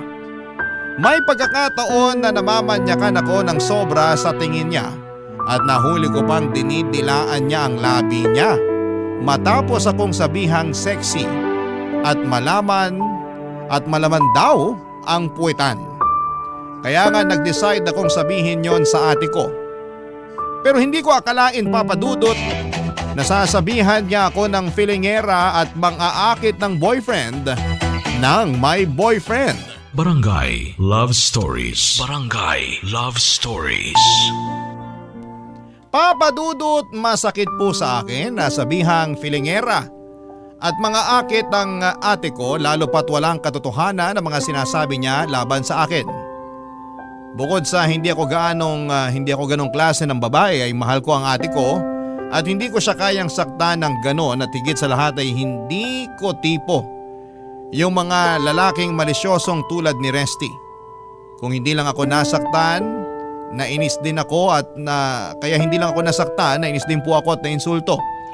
Yun kasi ang unang beses na nagsalita ng ganon sa akin si Ate Jennifer at ni sa hinagap ay hindi ko naisip na posible kaming mag-away dahil lamang po sa isang lalaki. Kaya nga napansin ko na lamang na ang lapad ng ngisi sa akin ni Resty pagkatapos ng usapan namin yon ni ate. Siguro expected niyang hindi ako kakampihan ng ate ko kasi na brainwash na niya. Nanggagalaiti ako ng araw na yon pero pinakalma ko pa rin ang sarili ko. Baka kasi lalong lumala ang iringan namin ng kapatid ko nang dahil lamang sa boyfriend niya. Kaya lalo akong nag-set ng boundaries. Hindi na ako nakikipag-usap sa kanilang dalawa kapag nasa apartment ako. Hindi na rin ako lumalabas ng kwarto at madalas ay nagpapalipas ako sa place ng friends ko para lamang hindi sila makitang dalawa. Pero isang gabi habang natutulog ako sa kwarto ng apartment namin ay bigla na lamang akong nagising, Papa Dudut.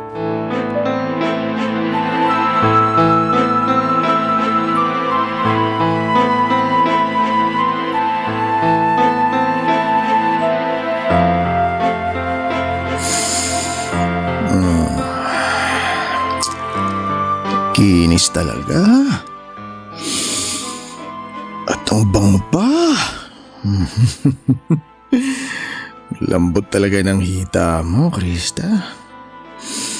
Ang sarap sigurong halik-halikan ito, no? Masubukan nga.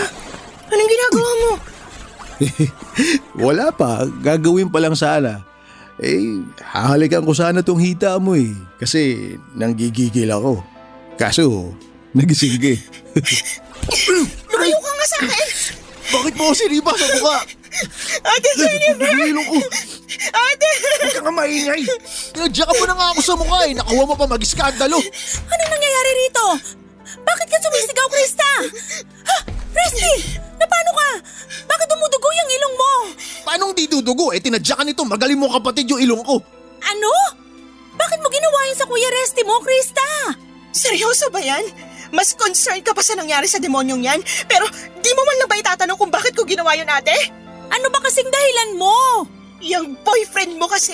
Ginapang ako! Ginapang? Anong ginapang? Anong ginawa mo sa kapatid ko, Resty? Wala akong ginagawa sa kanya. Siya nga itong may ginawa sa akin Tingnan mo. Nagdudugo ilong ko Punasan mo nga yung ilong mo, dali! Gamitin mo yung damit mo tapos tumingala ka para hindi na lalong tumulo. Ate! Nahuli ko siya na nasa paanan ko. Hahalikan niya na sana yung mga hita ko kaso bigla ako nagising. Pero hindi ganyang klaseng tao si Resty. Anong hindi? Ginawa niya na nga sa akin. Huwag mo sabihin na mas kinakampihan mo pa yung boyfriend mo kaysa sa akin na kapatid mo, ate. Kitang-kita naman na bayolente ka. Ako yung nasaktan mo kaya tama lang nakampihan ako ni Jennifer. Huwag ka nang sumabad, manya ka. Akala mo ba hindi ko napapansin mga tinginan mo? Mga salitaan mo na ang lakas makabastos. Pinagsakasabi mo. Imahinasyon mo lang yon. Lasing ako kaya akala ko ikaw si Jennifer. Mali pala yung napasok kong kwarto. O ngayon matino na ako. Nawala kalasingan ko dahil sa tadyak mo. Oh, yun naman pala eh. Lasing lang Kuya Resty mo, hindi niya sinasadya yung nangyari. At talagang naniniwala ka sa lalaking yan, ate? Kasi sabi ko lang na ang manyak niya tumingin at nakakabastos din magsalita. Ikaw naman kasi may kasalanan. Sana kinandado mo kwarto mo para hindi nagkamali ng pinasok si Resty. Saka tungkol naman dyan sa mga sinasabi mong manyak tumingin at bastos magsalita, tama ang kuya mo, imahinasyon mo lang yun. Baka akala mo lang gusto ka ng boyfriend ko kaya nag-iimbento ka na lang dyan. Ate Jennifer naman! Ako yung agrabyado dito, ako yung kapatid mo kaya ako dapat yung kampihan mo. Hindi sa lahat ng pagkakataon kakampihan kita. Saka wag kang ang feeling agrabyado dyan. Simpleng issue pinapalaki mo. Simpleng issue ba yung muntik na akong gahasain ng boyfriend mo? Hoy! Malaking paratang yan ha! Hindi kita pinuwersa o kung anuman. Hindi ka rin nasaktan. Kaya saan ang galing yung sinasabi mo? Tsaka bakit naman kita pag-iinteresan? Hindi naman kita gusto. Baka akala mo may gusto ko sa'yo. Hoy, nagkakamali ka para sabihin ko sa'yo, loyal ako dito sa ate mo. Kapal talaga ng mukha mo! Ikaw ang makapal ang mukha. Tama naman si Resty, akala mo may gusto siya sa'yo pero ang totoo, ikaw ang may gusto sa kanya. Ate naman! Akala mo di ko napapansin mga panakaw mong tingin sa boyfriend ko? Wala akong gusto sa boyfriend mo. Hindi ako naniniwala sa'yo. Nung una pa lang sinabihan na kita na humanap ka ng iyo at wag na wag mong agawin yung akin. Napakalandi mo! Papa Dudut, nagkapatong-patong na lamang ang lahat ng tampo at sama ng loob ko kay Ate Jennifer at sumabog na nga ng gabing yon. Sino ba naman kasing matinong kapatid ang kakampihan ng karelasyon niya na muntik ng pagsamantalahan ng kapatid niya? Kaya nga sobra ang galit at dismayado ko ng husto kay ate dahil sa ginawa niya sa akin. Pakiramdam ko ay nawala na ako ng kakampi at tagapagtanggol sa sarili naming pamamahay. Takot na takot ako ng gabing yon kaya hindi rin ako nakatulog ng mas maayos. Kinabukasan ay kinausap nila ako at humingi ng tawad si Resty dahil hindi naman daw niya talaga sinasadya. Lasing siya kaya hindi niya napansin na kwarto ko yung napasok niya. Nasa impluwensya lamang siya ng alak at bahagyang nawala sa sarili. Pinagsabihan din ako ni ate na kung ikinandado ko raw ang kwarto ko ay hindi makakapasok doon ng boyfriend niya. Akala ko ay magsusorry si ate Jennifer sa mga sinabi niya sa akin nung nakarang gabi pero nagkamali ako. Mukha silang napinitan lamang na kausapin ako kaya nasabi ko sa sarili ko na hindi na talaga ako dapat magtagal sa apartment namin. Ang masakit lang ay mukhang ako talaga ang dapat umalis dahil apartment yon ng ate ko. Hindi nga ako nagkamali dahil nung sumunod na araw, kinausap ako ni ate Jennifer para sabihin kailangan ko ng bumukod kasi may plano na silang magsama ni Resty ng permanente. Hindi na ako nakipagtalo pa dahil pagod na ako. Sa halip ay sumang-ayon na lamang ako at mabuti na lang dahil una nang inalok sa akin ng kaibigan kong babae na samahan ko siya sa nirerentahan niyang kwarto dahil mag-isa lamang naman siya doon. Umalis ako sa amin kahit na malaki pa rin ang tampo ko kay ate Jennifer. Hindi ko pa rin kasi matanggap na mas pinili niya ang Resty na yon kesa sa akin na sarili niyang kapatid. Mabilis na lumipas ang 3 buwan. Nagkabati na rin naman kami ni ate. Nawala na rin yung tampo ko sa kanya lalo na nung nag-reach out siya sa akin para humingi ng tawad after 2 months. At kahit late na niyang na-realize yun ay hindi ko rin naman siya natiis. Sa katunayan ay binibisita ko pa rin si ate sa apartment namin pag wala ang kinakasama niya.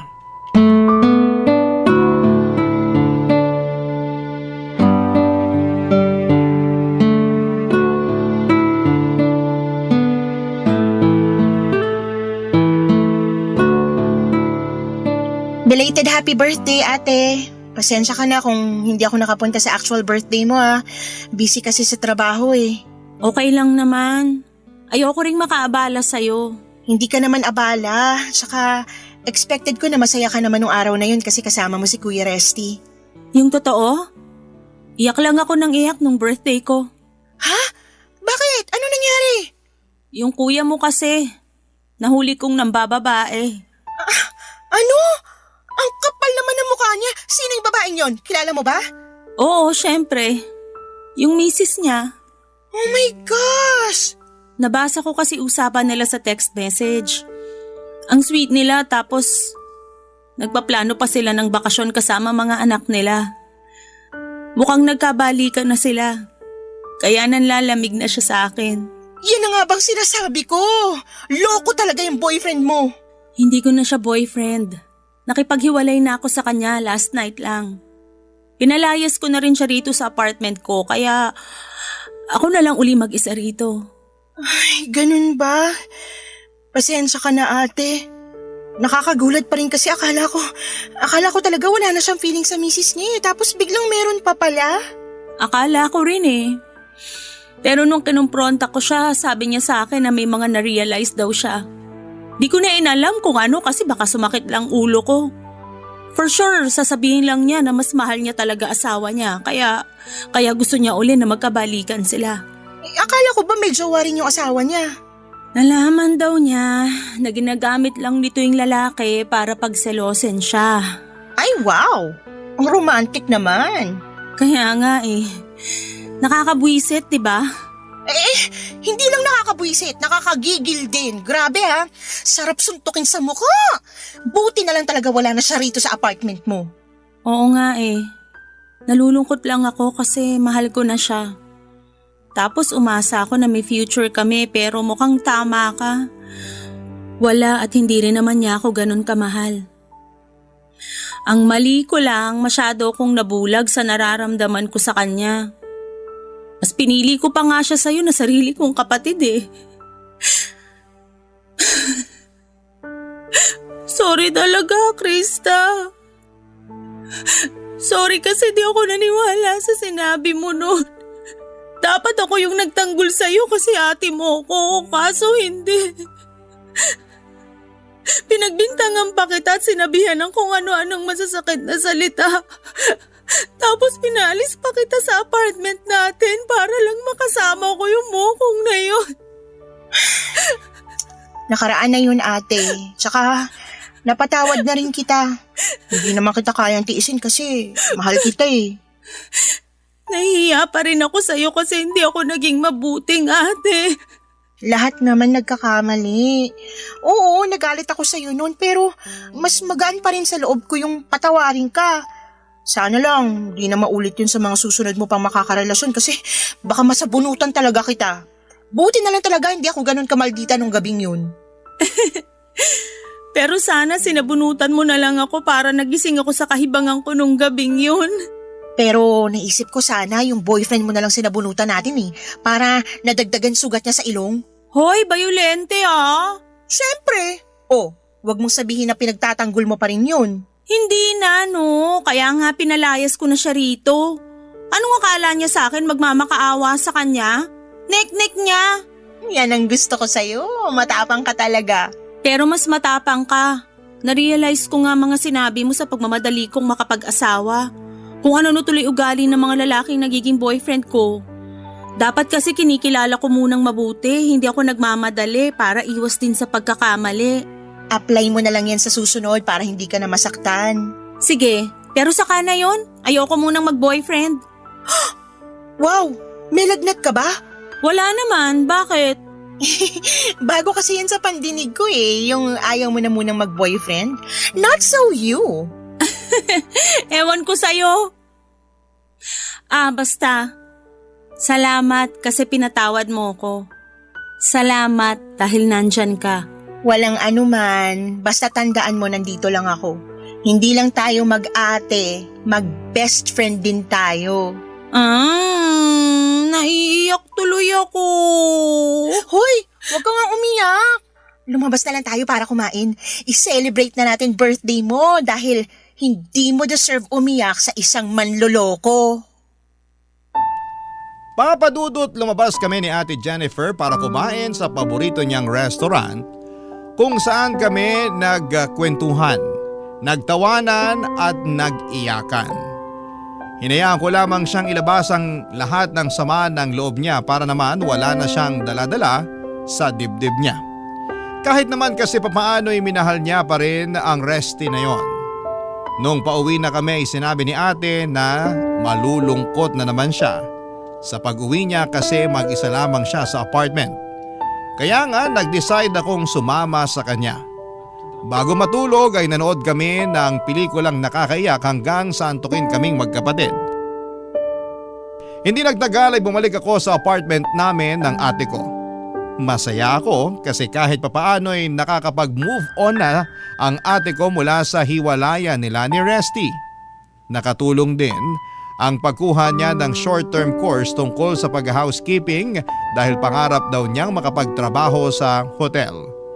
Nabakante kasi si ate 1 buwan bago sila maghiwalay ni Resty matapos magsarado ang pinagtatrabahuhan niyang restaurant. Masaya naman ako dahil nakikita ko nag-i-enjoy siya sa ginagawa niya. Sa kasalukuyan, Papa Dudut ay nasa Germany na ang ate Jennifer ko dahil nakakilala siya ng isang mabait na aliman na siyang napangasawa niya. Tapos doon sila nakatira ngayon pero lagi pa rin naman kaming nag-uusap ni ate sa video call. Masasabi ko na mas naging close kami ngayon kahit na milya-milya na ang layo namin sa isa't isa. Tapos ako naman ay nakapag-asawa na rin sa katauhan ni Alfred at nandito na kami ngayon sa Marikina. Last year ay nag-resign na ako sa pinagtatrabahuan kong opisina dahil inaasikaso ko ang plano naming negosyo ng mister ko habang hands-on sa mga anak namin. Kahit simple lang ang buhay namin, masasabi ko Papa Dudut na masaya ang buhay namin. At yun ang lagi kong pinagpapasalamat sa Diyos. Hanggang dito na lamang po Papa Dudut ang sulat ko at maraming salamat po. Sakaling mapili po ninyong i-area ang storya ng buhay namin ng ate ko. Sana'y kinapulutan po ito ng aral at inspirasyon ng mga kabarangay natin. God bless sa programa ninyong Barangay Love Stories, ang inyong kapuso at kabarangay forever, Krista. Nagustuhan ng iyong napakinggan? Ituloy yan via live stream sa www.gmanetwork.com/radio. Barangay LS 97.1 Forever! Ang mga kwento ng pag-ibig, kwento ng buhay at kwento ng pag-asa dito sa Barangay Love Stories. Love Stories.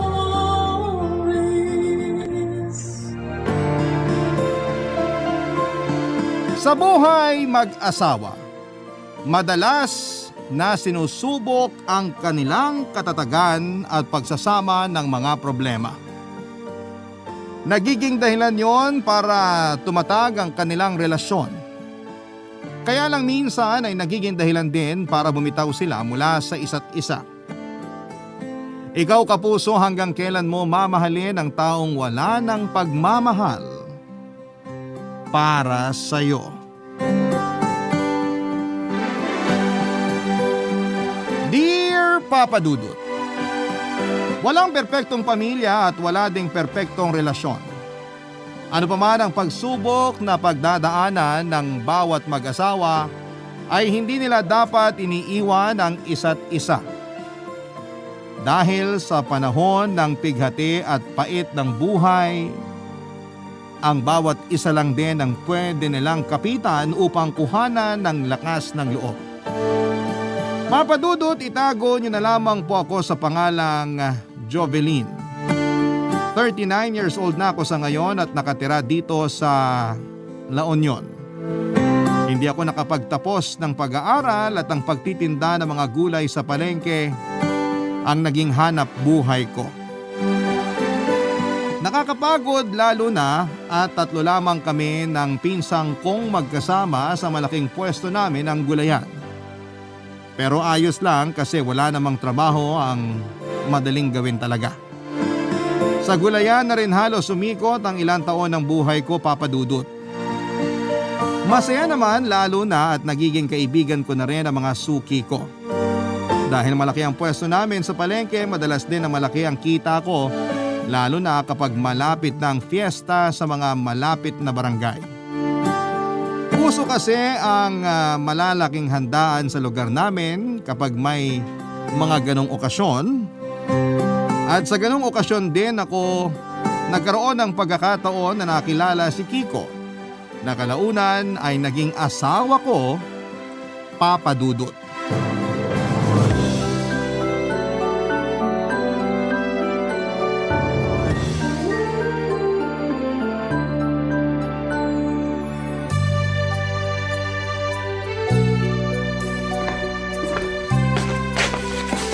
Mahal, eto na yung kape at turon mo na niluto ko. Ayan, sakto mahal. Nagugutom na rin ako. Katatapos ko lang magwalis dito sa sala eh. Mabuti naman at natapos ka na rin sa pag-aayos at paglilinis mo dito sa sala ng bahay natin. Kanina ka pa kasi nag-aayos dito. Oo, nakakapagod. Pero ayos lang kasi ang ganda ng pagkakapwesto ko ng bagong sofa natin dito. Lagay ko na lang pala muna tong merienda mo dito sa lamesa. Tara mahal, upo na tayo dito sa sofa. Sabay na tayong magmerienda. Sige mahal. Ang lambot talaga nitong sofa na nabili mo. Ang sarap umupo dito at mukhang mapapasarap ang tulog ko kapag dito ako nakahiga. Madalas pa naman akong antukin kapag tapos na akong maglabas sa umaga. Kaya nga ito talaga yung pinili ko para dito sa sala natin. Tsaka syempre para na rin sa'yo. Kasi gusto ko presko yung pagpapahinga mo dito sa atin. Kahit napamahal ka sa pagbili ng sofa na to? Sakto lang naman yung presyo nito. Hindi ako napamahal sa pagbili ko. Nakita ko sa kwarto mo ang resibo nitong sofa at mas mataas ang presyo nun kaysa sa pinag-usapan natin para sa dapat na bilhin mo. Talaga? Pasensya na, hindi ko pala naitago yung resibo. At may bala ka pa pala talagang itago sa akin yun ha? At dahil ba halos doble ang presyo nitong sofa sa dapat na budget na pinag-usapan natin? Alam ko kasi na kapag sinabi ko sa'yo kung magkano talaga tong sofa na to, hindi ka papayag na bilhin ko. Pagdating ko dun sa furniture shop, unang kita ko pa lang dito, gandang-ganda na ako eh, kaya ito na yung binili ko. Mukha nga, kasi parang aabot din to ng ilang taon dito sa bahay natin. Oo, sigurado yan mahal. Kasi ang sabi sa akin nung kakilala ko dun sa furniture shop, gawa raw talaga to sa solid na kahoy. Tsaka maganda raw talaga yung quality ng kutson. Ramdam mo naman di ba na malambot tsaka makapal? Kaya hindi rin ako nang hinayang sa ibinayad ko rito kahit medyo mataas yung presyo. Tsaka mahal, huwag ka nang mag-alala. Hindi naman mababawasan yung iaabot kong budget sa'yo para sa buwan na to. Pinag-ipunan ko talaga yung perang pinambili ko dito sa sofa. Ano ka ba? Hindi naman yun ang iniisip ko. Ang sa akin lang, masyado ka ng maraming ginagastos para sa bahay natin. 3 buwan lang ang nakakaraan ang bumili ka ng bagong ref natin. Mahal, kaya ako bumili ng ref kasi nasira yung lumang ginagamit natin. Oo nga, pero pagkatapos naman nun, bumili ka na naman ng bagong kalan sa kalamesa para sa kusina. Tapos pinalitan mo rin ng bagong kutsyon yung kama natin sa kwarto. Sunod-sunod ang paggastos mo nitong nakaraang mga buwan, mahal. Medyo malaki rin kasi yung komisyon na nakuha ko sa trabaho. Kesa gastusin ko yun sa walang kabuluhan tsaka sa mga hindi naman kailangan bagay, uunahin ko na lang na pagkagastusan yung mga kailangan nating gamit dito sa bahay. Pero kailangan pa rin nating magtipid kasi tumataas ang mga gastusin sa panahon ngayon at kailangan din nating paghandaan ang gastos para sa pagbubuntis ko ngayon. Eh, yan naman yung hindi pwedeng mawala sa akin, mahal. Yung paghandaan yung mga gastos para dito. Teka, anong sabi mo? Tama ba yung narinig ko? Pinagbubuntis mo ngayon? Ang ibig sabihin, mahal, magiging tatay na ako? Oo, mahal. Tama ka sa narinig mo. Magiging tatay ka na at magiging nanay na ako. Dahil na magpa-check up ako kahapon, nalaman ko na mahigit 1 buwan na pala akong buntis. Kaya magkakaanak na tayo, Kiko. Yun! Totoo ba? Magiging tatay na ako? Ang saya ko, magiging tatay na ako! Uy, wag kang sumigaw. Nakakahiya sa mga kapitbahay. Pangako, mahal. Gagawin ko lahat. Lahat para maging mabuting padre de pamilya sa bahay na to. Pangako yan, Jovelyn. Papa Dudut, hindi naman talaga ako mahilig pumunta sa mga handaan. Pero nang ma-invite ako ng pinsan ko ng fiesta sa lugar nila, hindi ko na natanggihan pa dahil yun din ang araw ng binyag ng anak niya. Kinuha niya kasi akong ninang sa panganay na anak niya at kinuha namang ninong si Kiko kaya ko siya nakilala doon. Sa simbahan pa lamang ay napansin ko na yung panayang sulyap sa akin ni Kevin hanggang sa sabihin ng pinsan ko na gusto nga raw ako nitong makilala. Nung araw din na yon ay nakapagkwentuhan kami ni Kiko at nalaman ko na nagtatrabaho pala siya sa isang malaking grocery sa bayan. May motor din siya noon kaya hindi ko na natanggihan pa nang alokin niya akong ihatid pa uwi sa bahay ko. Panay na rin kasi ang tuksuhan sa amin ng pinsan ko at iba pang mga bisita ng araw na yon. Naramdaman ko naman na mabait siya kaya naging magaan din kaagad ang loob ko sa kanya. Hindi nga nagtagal ay formal na niya akong niligawan at ipinakita niya talaga sa akin na seryoso siya sa intensyon niya para sa akin. Pumunta siya noon sa bahay para dalhan ako ng pagkain. Iniimbitahan ko na kumain sa labas at minsan pa ay sinasama niya ako sa mga family gatherings nila. Kaya naman nahulog na rin ng tuluyan ang loob ko sa kanya hanggang sa magkaroon kami ng relasyon at naging mag-asawa. Doon kami tumira sa bahay na naiwan sa akin ng mga magulang ko, Papa Dudut. At pagkalipas nga ng ilang taon ay nabiyayaan na rin kami ng isang anak na lalaki.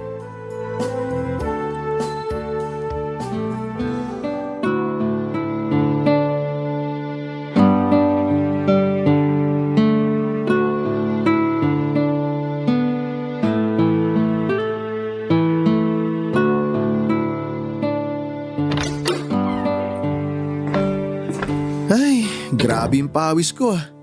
Hindi naman ganun kainit sa labas ngayon pero tagaktak oh. Ay nako, makaupo nga muna dito sa sofa. Uy, may merienda na pala dito sa lamesa. Sakto. Mahal, saan ka galing at pawis na pawis ka? Diyan lang sa labas, mahal. Etong face towel, magpunas ka muna ng pawis mo. Uy, salamat. Nasaan pala ang anak natin? Pinagtimpla ko kayo ng juice at pinagluto ng pansit para sa merienda. Nandyan lang siya sa labas, mahal. Pinagmamasdan yung bike niya. Alam mo ba, sa wakas marunong na siya magpaandar ng bike. Talaga? Mabuti naman kasi ilang araw mo na rin siyang tinuturuan. Akala ko nga aabot pa kami ng 1 linggo bago siya tuluyang matuto. Ikaw naman kasi, niregaluhan mo kaagad siya ng bike kahit hindi mo pa siya natuturuan kung paano gamitin yun. Pangako ko rin kasi kay Kaloy yun, mahal. Na kapag puro line of 9 yung grades niya ng second grading, reregaluhan ko siya ng bike. Tsaka matagal na niyang request sa atin yun, di ba? Oo, naaalala ko na yun ang request niya na regalo nung nakaraang birthday niya. Ang kaso, hindi natin agad na ibigay kasi na-short tayo sa budget nung ma-hospital siya dahil sa dengue.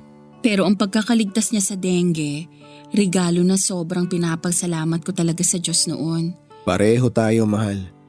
Kasi mula nung araw na yun, pinangako ko talaga sa sarili ko na gagawin ko lahat. Maibigay lang ang mga pangangailangan at hiling ng anak natin. Kaya pinag-ipunan ko rin talaga yung pinambili ko ng magandang klase ng bike na yun eh. Halos maiyak nga si Kaloy nang makita niya ang regalo mo sa kanya. At ilang araw na siyang madalas na nasa labas pagka uwi niya dito sa bahay galing sa eskwelahan. Gusto niya na kasi talagang matuto na magbike. Nangako naman siya na hindi niya pababayaan ang pag-aaral niya, mahal. Alam ko yon kasi noon pa man, masipag nang mag-aral yung anak natin. Kaya hindi ako nag-aalala na baka bumaba ang grades niya nang dahil lang sa bike na niregalo mo sa kanya. Pero mahal, ang bilis ng panahon ano? Biglang change topic ah. Pero tama ka, ang bilis nga ng panahon. Napansin mo rin pala? Oo naman, parang dati lang nagpupuyat tayo pareho sa pag-aalaga sa kanya nung baby pa lang siya. Ngayon, marunong na siyang magbike mag-isa. Ang totoo, mahal. Habang tinuturuan ko si Kaloy na magbike kasama yung mga kaibigan niya, medyo naluluha ako. Bakit naman? Wala lang. Naisip ko lang na darating yung araw na iiwan niya rin tayo. Oras na magkaroon na siya ng sarili niyang pamilya. Mahal, grade 5 pa lang si Kaloy. Bakit pag-aasawa ka agad ang naisip mo sa kanya? Ay, sorry mahal. Masyado yatang naging advance yung pag-i-imagine ko kanina. Hindi ko lang siguro talaga napigilan na medyo maging emosyonal nung sa wakas makita ko na marunong nang magbike yung anak natin. Tuwang-tuwa siya, mahal. Tsaka paulit-ulit niyang sinasabi sa akin na, Papa, salamat po sa pagtuturo sa akin na magbike. I love you, Papa. Ang sarap pakinggan nun, mahal. Sobrang sarap. Kaya pinagpapasalamat ko talaga sa Diyos na ikaw tsaka si Kaloy yung binigay niya sa akin. Malambing kasi talaga si Kaloy at tagmana siya sa'yo. Pero ako rin, mahal. Nagpapasalamat ako sa pagiging responsable mong asawa sa akin at tatay sa anak natin. Salamat at mahal na mahal din kita, Kiko. Papadudot mula nang dumating sa buhay naming mag-asawa ang anak naming si Kaloy, ay wala na nga akong mahihiling pa noon. Bata pa lamang ang anak namin ay napakabait, masunurin at matalino na talaga siya. Consistent top 1 siya sa klase nila at palaging magagandang bagay ang napapakinggan ko mula sa mga teachers niya. Kahit na 10 years old pa lamang siya noon ay marami na siyang pangarap para sa amin ng tatay niya. Palaging sinasabi ni Kaloy na gagawin niya ang lahat para makabawi sa amin na mga magulang niya. Ang sabi ko naman ay wala siyang dapat na bawiin dahil responsibilidad naming mga magulang niya ang ibigay ang pangangailangan niya. Pero palagi niya pa rin sinasabi na kasama kami ni Kiko sa lahat ng pangarap niya dahil pinakapangarap niya ang mapasaya kaming mga magulang niya, Papa Dudut. Kaya naman masasabi ko na wala na akong mahihiling pa noon sa buhay ko kung hindi ang mabuting kalusugan para sa asawa at anak ko at mas mahabang oras na makasama ko pa silang dalawa. Kaya lang ay may mga panalangin talaga tayo na hindi madalas na ibibigay sa atin sa kadahilanan na hindi natin maintindihan. Dahil dumating noon ang panahon na bigla na lamang kinuha sa amin ang nag-iisa at pinakamamahal naming anak na si Kaloy, Papa Dudut. Barangay Love Stories. Barangay Love Stories. Papa Dudut, matagal na talaga na gusto noon ni Kaloy na magkaroon at matuto siyang magbike. Karamihan sa mga pinsan at kaibigan niya ay palaging magkakasama sa hapon at gumagala sakay ang kani-kanilang mga bisikleta. Isang beses lang na hiniling yon ni Kaloy noon at ang sabi namin ay pag-iipunan namin ang pagbili ng bike sa kanya. Dapat talaga ay birthday gift namin yon sa kanya. Pero hindi natuloy dahil nga na dengue siya at ilang araw na naospital. Pero ilang buwan lang ang nakalipas nang sa wakas ay mabilhan na siya ni Kiko ng bike. Tuwang-tuwa talaga si Kaloy at halos maiyak siya nang makita niya ang bagong bike niya. Ilang mahigpit na yakap at halik sa pisngi ang natanggap naming mag-asawa mula sa kanya, Papa Dudut. At paulit-ulit siyang nangako na lalo niya pang pagbubutihin ang pag-aaral niya. Lalo raw siyang magiging mabuting anak sa amin ng tatay niya. Sobrang espesyal ng bike na yon para kay Kaloy. Ang hindi namin alam, yun din pala ang magiging dahilan para maaga siyang kunin sa amin noon ng Diyos. Dahil ng araw na sumama si Kaloy sa mga pinsan niya para mamasyal sakay ng kanya-kanyang bisikleta, ay naaksidente ang anak ko. Nabundol siya ng isang malaking truck na naging dahilan para bawian siya ng buhay, Papa Dudut.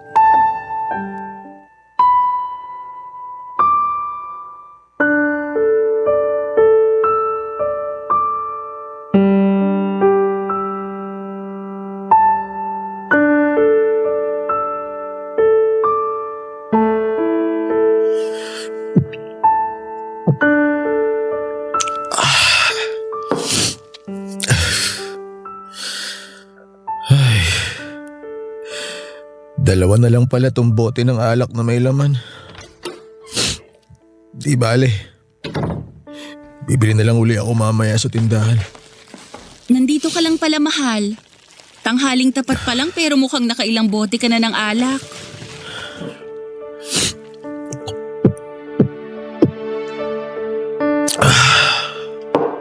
May dala akong kanin at ulam dito. Kumain ka muna para naman magkaroon ng laman yung tiyan mo. May laman na yung tiyan ko. Di na ako kakain. Hindi pwede na puro alak lang ang laman ng tiyan mo. Ay, iinit Iinit ko lang tong munggo na nabili kong ulam at sabayan mo na akong kumain dahil may kanin na rin dito. Kung gusto mong kumain, kumain ka mag-isa mo. Huwag mo na akong kulitin. Ikaw lang naman ang inaalala ko, Kiko. Hindi nga pwede na puro alak ang laman ng sikmura mo. Eh ano bang pakialam mo? Katawan ko to kaya gagawin ko kahit anong gusto ko. Kiko… Kung magkasakit man ako, hindi mo na ako kailangan alagaan. Hayaan mo na lang ako nakainin ang sakit ko. Hayaan mo nang lumala. Patapon na rin naman tong buhay ko eh. Huwag mong sabihin yan. Alam naman natin na yun ang totoo. Hindi, Kiko. Kahit kailan hindi naging patapon ang buhay mo. Patapon na yung buhay ko.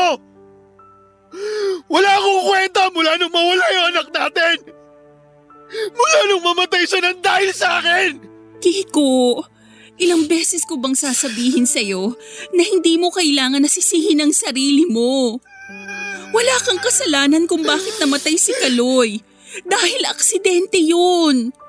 Walang may gusto sa nangyari sa kanya. Pero kung di ko siya binilihan ng bike, hindi siya ma-aksidente.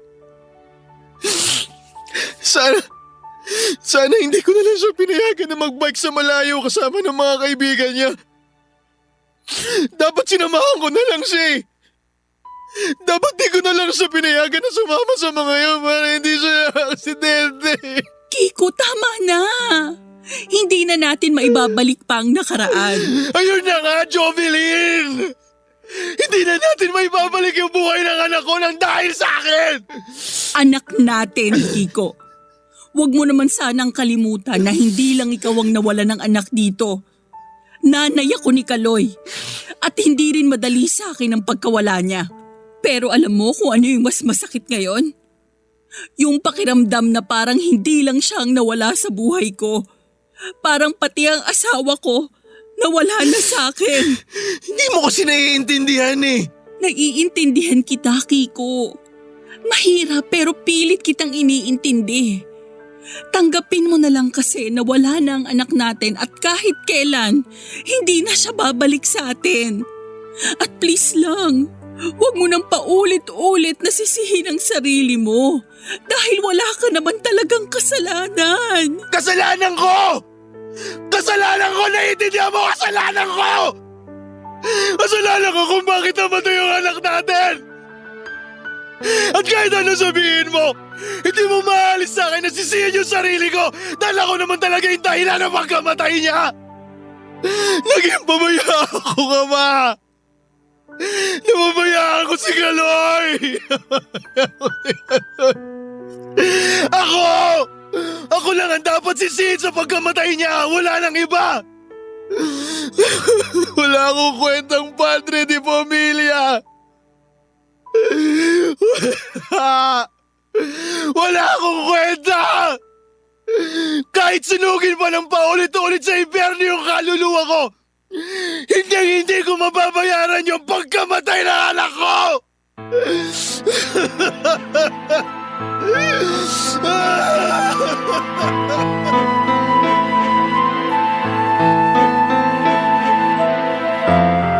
Papa Dudut, naalala ko pa noong araw na nawala sa amin si Kaloy.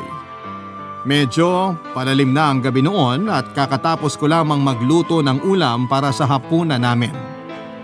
Nasa sala si Kiko at nanonood ng balita sa TV nang may kapitbahay kaming humahangos na pumunta sa bahay namin at sinasabi niya na naaksidente nga ang anak namin at kailangan namin puntahan kaagad.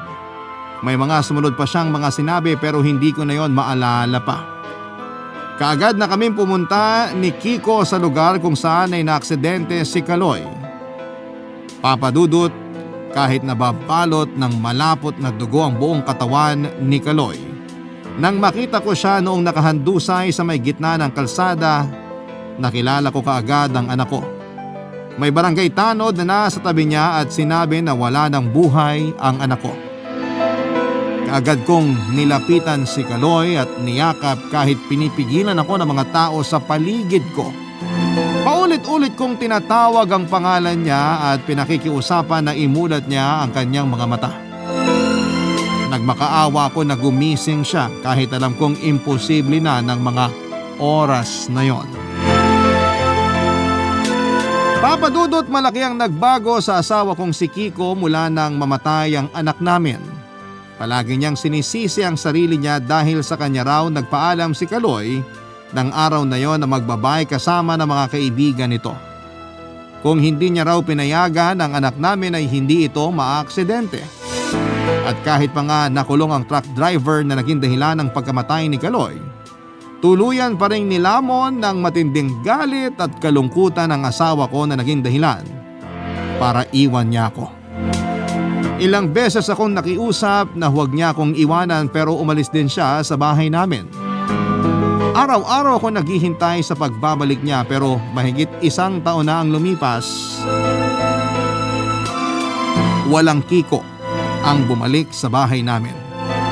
At doon ko na nga nakilala si Joey, ang bagong lalaki na hindi ko inaasahang darating sa buhay ko, Papa Dudut.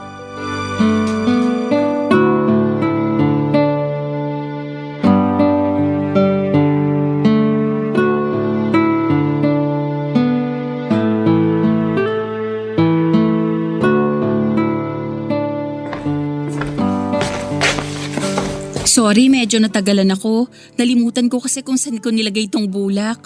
Ayos lang. Uupo na ako dito sa tabi mo para magamot ko na yung sugat sa braso mo, Joey. Sige. Medyo malaki pala ang sugat mo dito, no? Oo, yan ang pinakamalaki. Kasi halos gasgas na lang yung nasa may binti at kaliwang braso ko. Eto lang talaga yung napagasgas ng madiin sa semento nang itulak ako ng malakas nung lasing na nambastos sa'yo.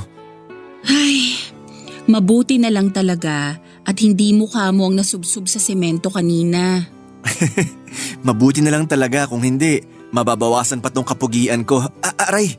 Naku, sorry. Napadiin yata masyado tong bulak ko na may alcohol dito sa sugat mo. Masakit ba? Hindi naman masyado, pero medyo mabigat pala yung kamay mo, Jovelyn. Ngayon ko lang nalaman. Oo, lalo na kapag bigla na lang humahangin dito sa loob ng bahay. Bumibigat na lang bigla tong kamay ko. Uy, hindi ako mahangin ha. Nagbibiro lang naman ako sa sinabi ko na pogi ako. Alam ko naman yon. Heto naman no, masyadong maramdamin. O ayan, tapos ko nang linisin yung sugat mo. Sana hindi masyadong mamagayan kahit medyo malaki talaga. Kung mamagaman yan, alam ko naman nagagaling din kaagad. Tsaka huwag kang mag-alala, malayo yan sa bituka. Kaya hindi ako mamamatay ng dahil sa sugat na yan. Baka nga mauna pang mamatay sa akin yung lasing na nakaaway ko kanina eh. Uy, grabe ka. Palagi kasing may kaaway yun, di ba? Oo, madalas ko nababalitaan na may kaaway talaga yung dito sa lugar natin. Kita mo na? Kaya mauuna pang mamatay sa akin yun. Lalo na kapag nakahanap siya ng katapat niya. Pero salamat sa paggamot mo dito sa sugat ko, Jovelyn ha. Ano ka ba? Ako nga ang dapat na magpasalamat sa'yo kasi pinagtanggol mo ko dun sa lasing kanina. Kaya salamat, Joey ha. Kahit naman siguro sino, gagawin yung ginawa ko kanina. Hindi nila hahayaan na hawakan ka sa braso mo ng isang lasing na hindi mo naman talaga kilala. Bakit kasi inaabot ka ng gabi sa daan? May pinuntahan lang ako na dati kong kaklase. Napasarap ang kwentuhan namin. Kaya hindi ko na malaya ng oras. Kaya ayun, inabot na ako ng gabi. Lalaki ba yung tinutukoy mo na dati mong kaklase? Babae yun na kumari ko dahil inaanak ko ang panganay niyang anak. Bakit mo naman naitanong kung lalaki ba ang pinuntahan ko kanina? Wala lang, na-curious lang ako. Kasi di ba, medyo matagal na rin kayong hiwalay ng asawa mo. Paano mo nalaman? Sorry naikwento lang nung isang kapitbahay nyo na madalas magpagawa sa talyer namin ng sasakyan niya. Ayos lang. Pero parang gano'n na nga kasi mahigit 1 taon na rin mula nang umalis siya dito sa bahay namin. Hindi na kayo nag-uusap ulit mula nung umalis siya? Hindi na. Sinubukan ko siyang hanapin pero ang sabi ng kapatid niya, hayaan ko na lang daw munang lumayo sa akin si Kiko. Kasi tuwing makikita raw ako ni Kiko, wala siyang ibang naaalala kundi yung pagkamatay ng anak namin. Ay, grabe nga eh. Sa tinagal-tagal ng pagsasama namin bilang mag-asawa noon, hindi ko maisip kung bakit yun ang naaalala niya sa akin.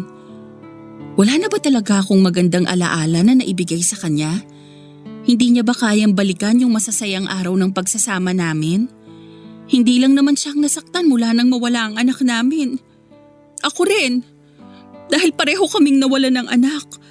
Sorry, hindi na ako dapat nagtanong pa ng tungkol sa kanya. Ayos lang. Tinanggap ko na rin naman na umalis na talaga siya sa buhay ko. Alam mo, mabuti pa Joey, dito ka na maghapunan. Nako, hindi na. Maaabala pa kita. Hindi ka abala sa akin. Pasasalamat ko na rin to para sa pagtulong mo sa akin kanina. Huwag kang mag-alala, mabilis lang ako magluto kaya dito ka na lang muna sa sala. Papa Dudut, mula nang magbago ang asawa kong si Kiko at nilamon siya ng matinding kalungkutan. Ginawa ko po ang lahat para maiparamdam sa kanya na may asawa din siya na nawala ng anak. Pinaramdam ko sa kanya ang pagmamahal ko at pag-aalaga pero parang kulang pa rin dahil iniwan pa rin niya ako. Nung una ay hinahanap ko pa siya sa mga kamag-anak niya na kilala ko pero walang makapagturo kung nasaan siya. Nakausap ko ang kapatid niya at sinabi nito na ayaw raw akong makita ni Kiko. Hanggang sa makatanggap ako ng text mula sa kanya at sinabi niya na huwag ko na siyang hanapin pa.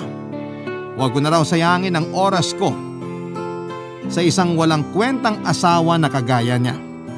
Sinubukan ko pa siyang tawagan pero hindi ko na rin talaga siya na-contact pa. Isang taon nga po ang lumipas at nakilala ko si Joey na nagtatrabaho sa talyer na malapit sa palengke. Naging suki ko siya sa mga paninda kong gulay at madalas na may maikli kaming kwentuhan kapag nandun siya sa may tindahan ko. At nang minsang makita niya ako na sinigawan ng isang lalaki na nadaanan ko sa may lugar namin at hinawakan ng braso ko, ay hindi niya napigilan ang sarili niya na makipagtalo dito hanggang sa magkasakitan nga sila. Naawat lang sila nang may dumating na barangay tanod sa lugar na yon at dahil may pasa sa mukha at mga sugat si Joey noon, ay niyaya ko na siya sa bahay ko para gamutin ang mga sugat niya. Ang araw na yon ang naging daan para lalo kaming mapalapit sa isa't isa, Papa Dudut. Barangay Love Stories. Barangay Love Stories. Papa Dudut, sa paglipas ng panahon ay mas naging malapit pa kami ni Joey sa isa't isa. Madalas niya akong pinupuntahan sa palengke hindi para bumili ng tinda na gulay kung hindi para magdala ng pagkain para sa akin. Nakakatuwa kasi masaya siyang kausap at kasama dahil mahilig siyang magbitaw ng mga jokes. Jokes na kadalasan ay corny pero natatawa pa rin ako. At sa tuwing kasama ko si Joey ay gumagaan ang pakiramdam ko. Nawawala ang lungkot na dala ng pagkawala ng anak ko at pag-iwan sa akin ng asawa ko. Hindi nga nagtagal, Papa Dudut, ay naging boyfriend ko na rin si Joey. Nung una ay ayoko talaga na ipaalam yon sa kahit na sino kasi nga ay kasal pa rin ako kay Kiko. Ayos lang naman kay Joey at sinabi niyang naiintindihan niya ako. Irerespeto niya raw ang gusto kong mangyari sa relasyon naming dalawa. Sobrang bait talaga ni Joey at wala siyang ibang ginawa kung hindi ang pagbigyan ng mga kahilingan ko. Kahit na alam ko na minsan ay nahihirapan at nasasaktan siya. Dahil tinatago ko ang relasyon namin ay ayos lang sa kanya.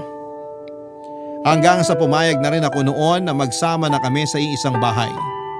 Doon na siya tumira sa bahay ko at trinato naming asawa na ang isa't isa, Papa Dudut.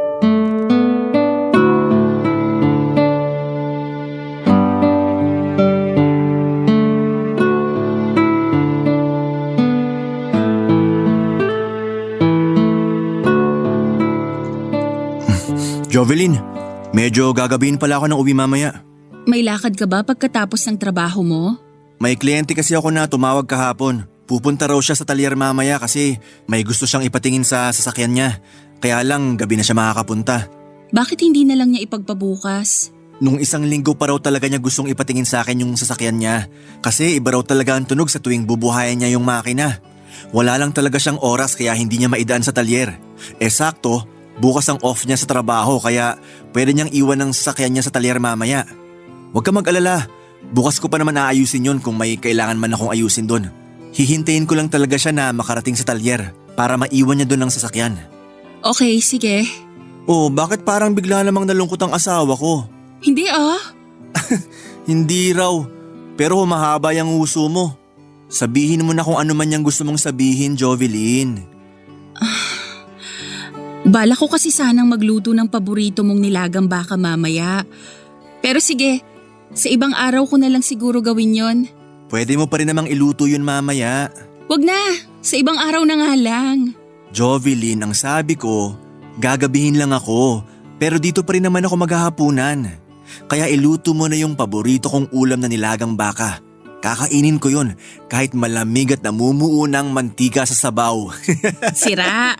Siyempre iinitin ko naman yun bago ko ihain dito sa lamesa para kainin mo. Pero sige, yun na lang ang iluluto ko mamaya.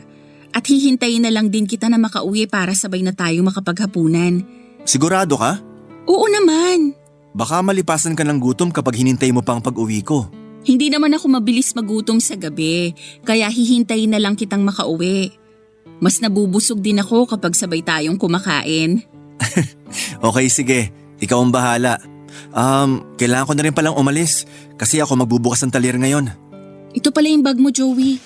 Nasa loob na rin yan yung hinanda kong pagkain para sa tanghalian mo. The best ka talaga, asawa ko. Salamat. Sige alis na ako. Mag-iingat ka ha.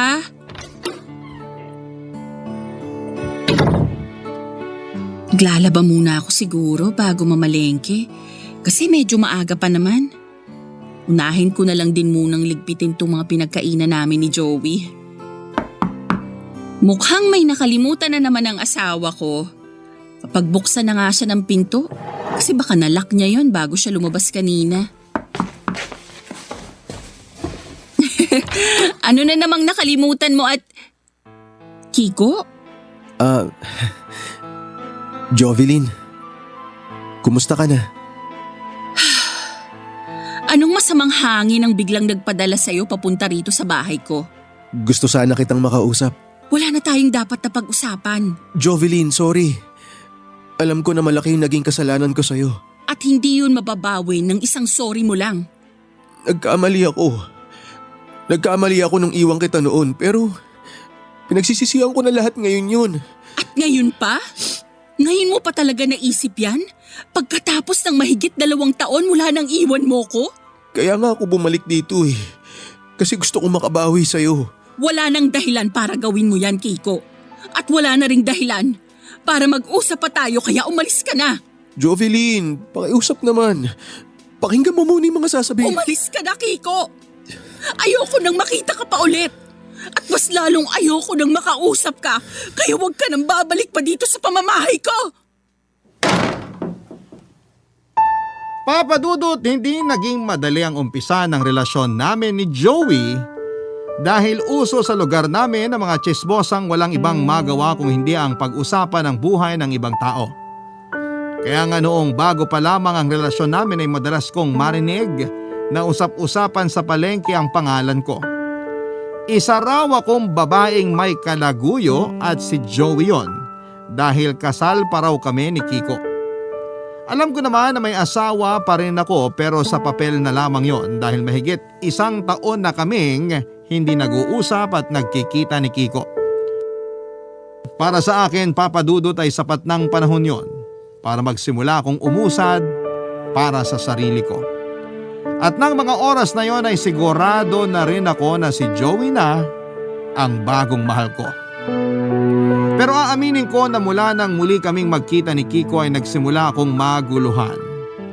Noon lang kasi kami ulit nagkita at may bahagi ng sarili ko ang namiss talaga ang dati kong asawa.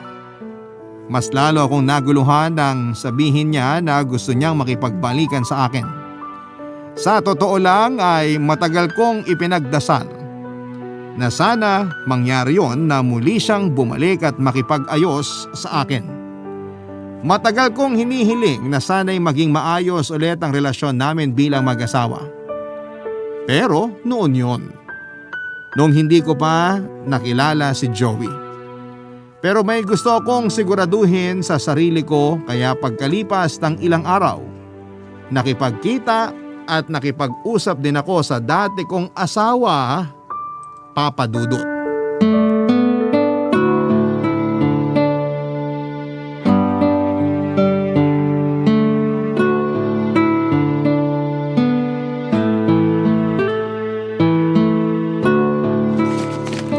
Grabe, ang traffic pa uwi dito sa bahay. Halos kalahating oras din ang binahe ko. Ano yung naaamoy ko? Ang bango ah. Mukhang masarap ang niluto ng asawa ko ah. Jovelyn, nakauwi ka na pala. Sakto kasi naghahain na rin ako dito sa lamesa para sa hapunan natin. Dapat nga medyo kanina pa ako. Na-traffic lang ako sa bayan kasi may prosesyon ngayon doon. Ay oo, fiesta kasi ngayon doon, kaya marami rin talagang tao. Nawala nga yan sa isip ko.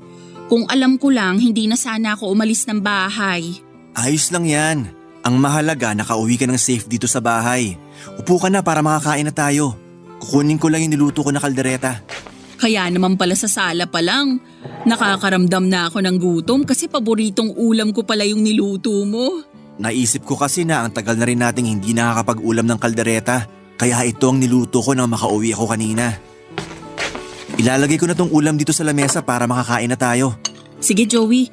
Ipaglalagay na kita ng kanin at ulam sa plato. Ayan. Tikman mo na ang niluto ko. Sige, eto na. Sobrang excited ah.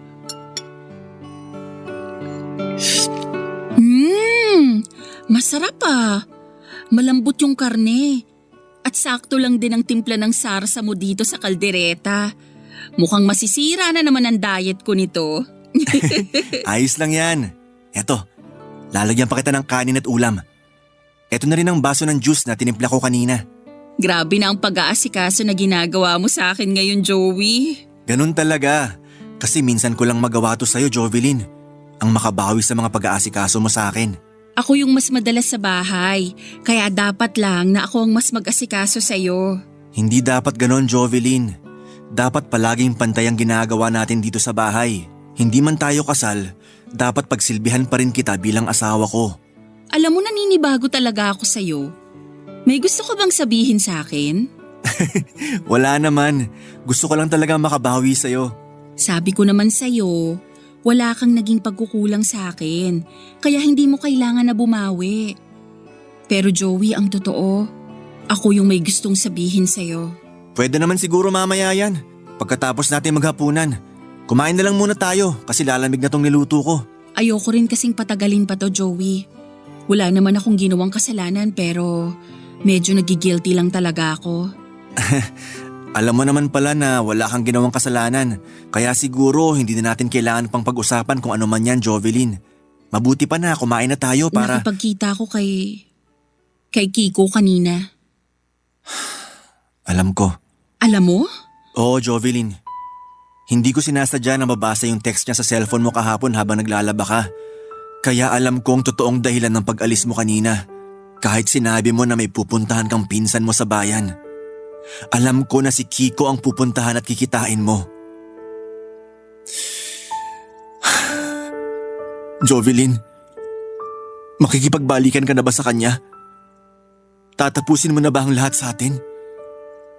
Bibitawan mo na ba ang relasyon nating dalawa? Ano ba yung mga tanong mo na yan? Siyempre hindi, Joey. Hindi ka makikipaghiwalay sa akin? Hindi ko tatapusin ang relasyon natin kasi ikaw na ang mahal ko. Kaya lang naman ako nakipagkita kay Kiko dahil gusto ko lang masigurado na wala na talaga akong nararamdaman para sa kanya. At tama ako. Ikaw na talaga ang mahal ko. Kasi ikaw yung nandyan noong mga oras na kailangan ko ng taong masasandalan. Ikaw yung nagmahal sa akin nung panahon na kailangan ko ng pagmamahal. Ikaw, Joey. Kaya hindi na magbabago ang desisyon ko na ikaw at ikaw lang ang pipiliin ko.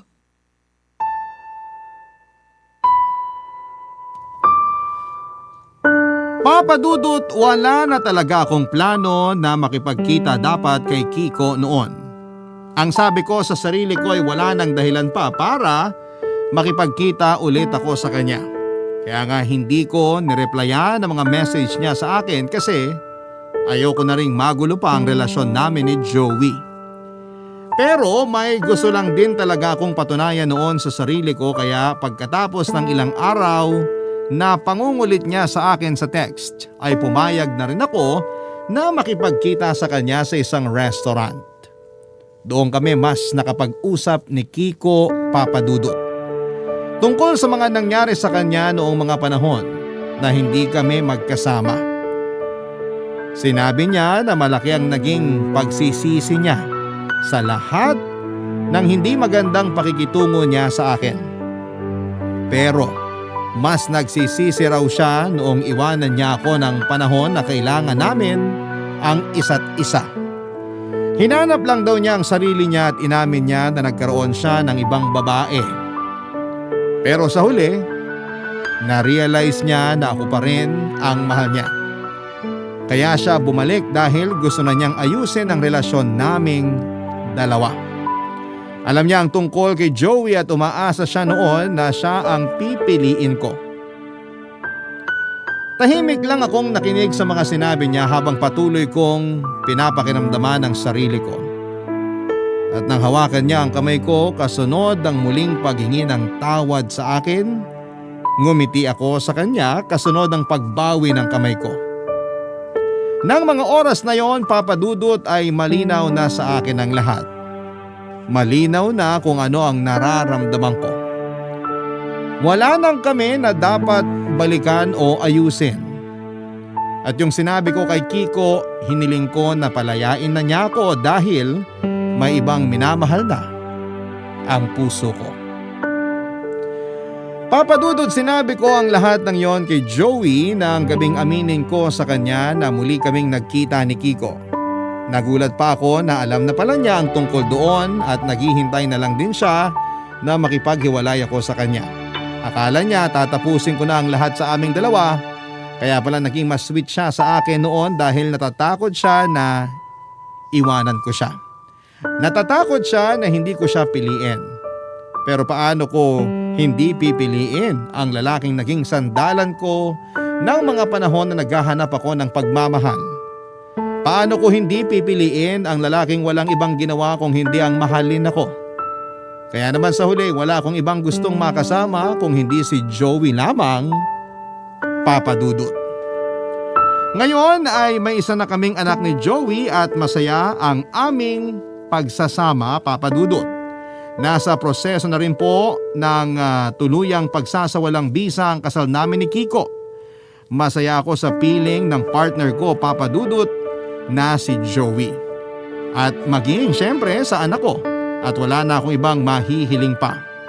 Sa mga kagaya ko na minsang nasaktan ng sobra ng taong minamahal nila, naniniwala ako na darating ang araw na matatagpuan nyo ang tao na magpaparamdam sa inyo ng tunay na pagmamahal. Maraming salamat po sa inyo, Papadudot, sa pagbasa ng sulat ko. Sa lahat din ng ating mga kabarangay, ang inyong kapuso at kabarangay, Jovelyn.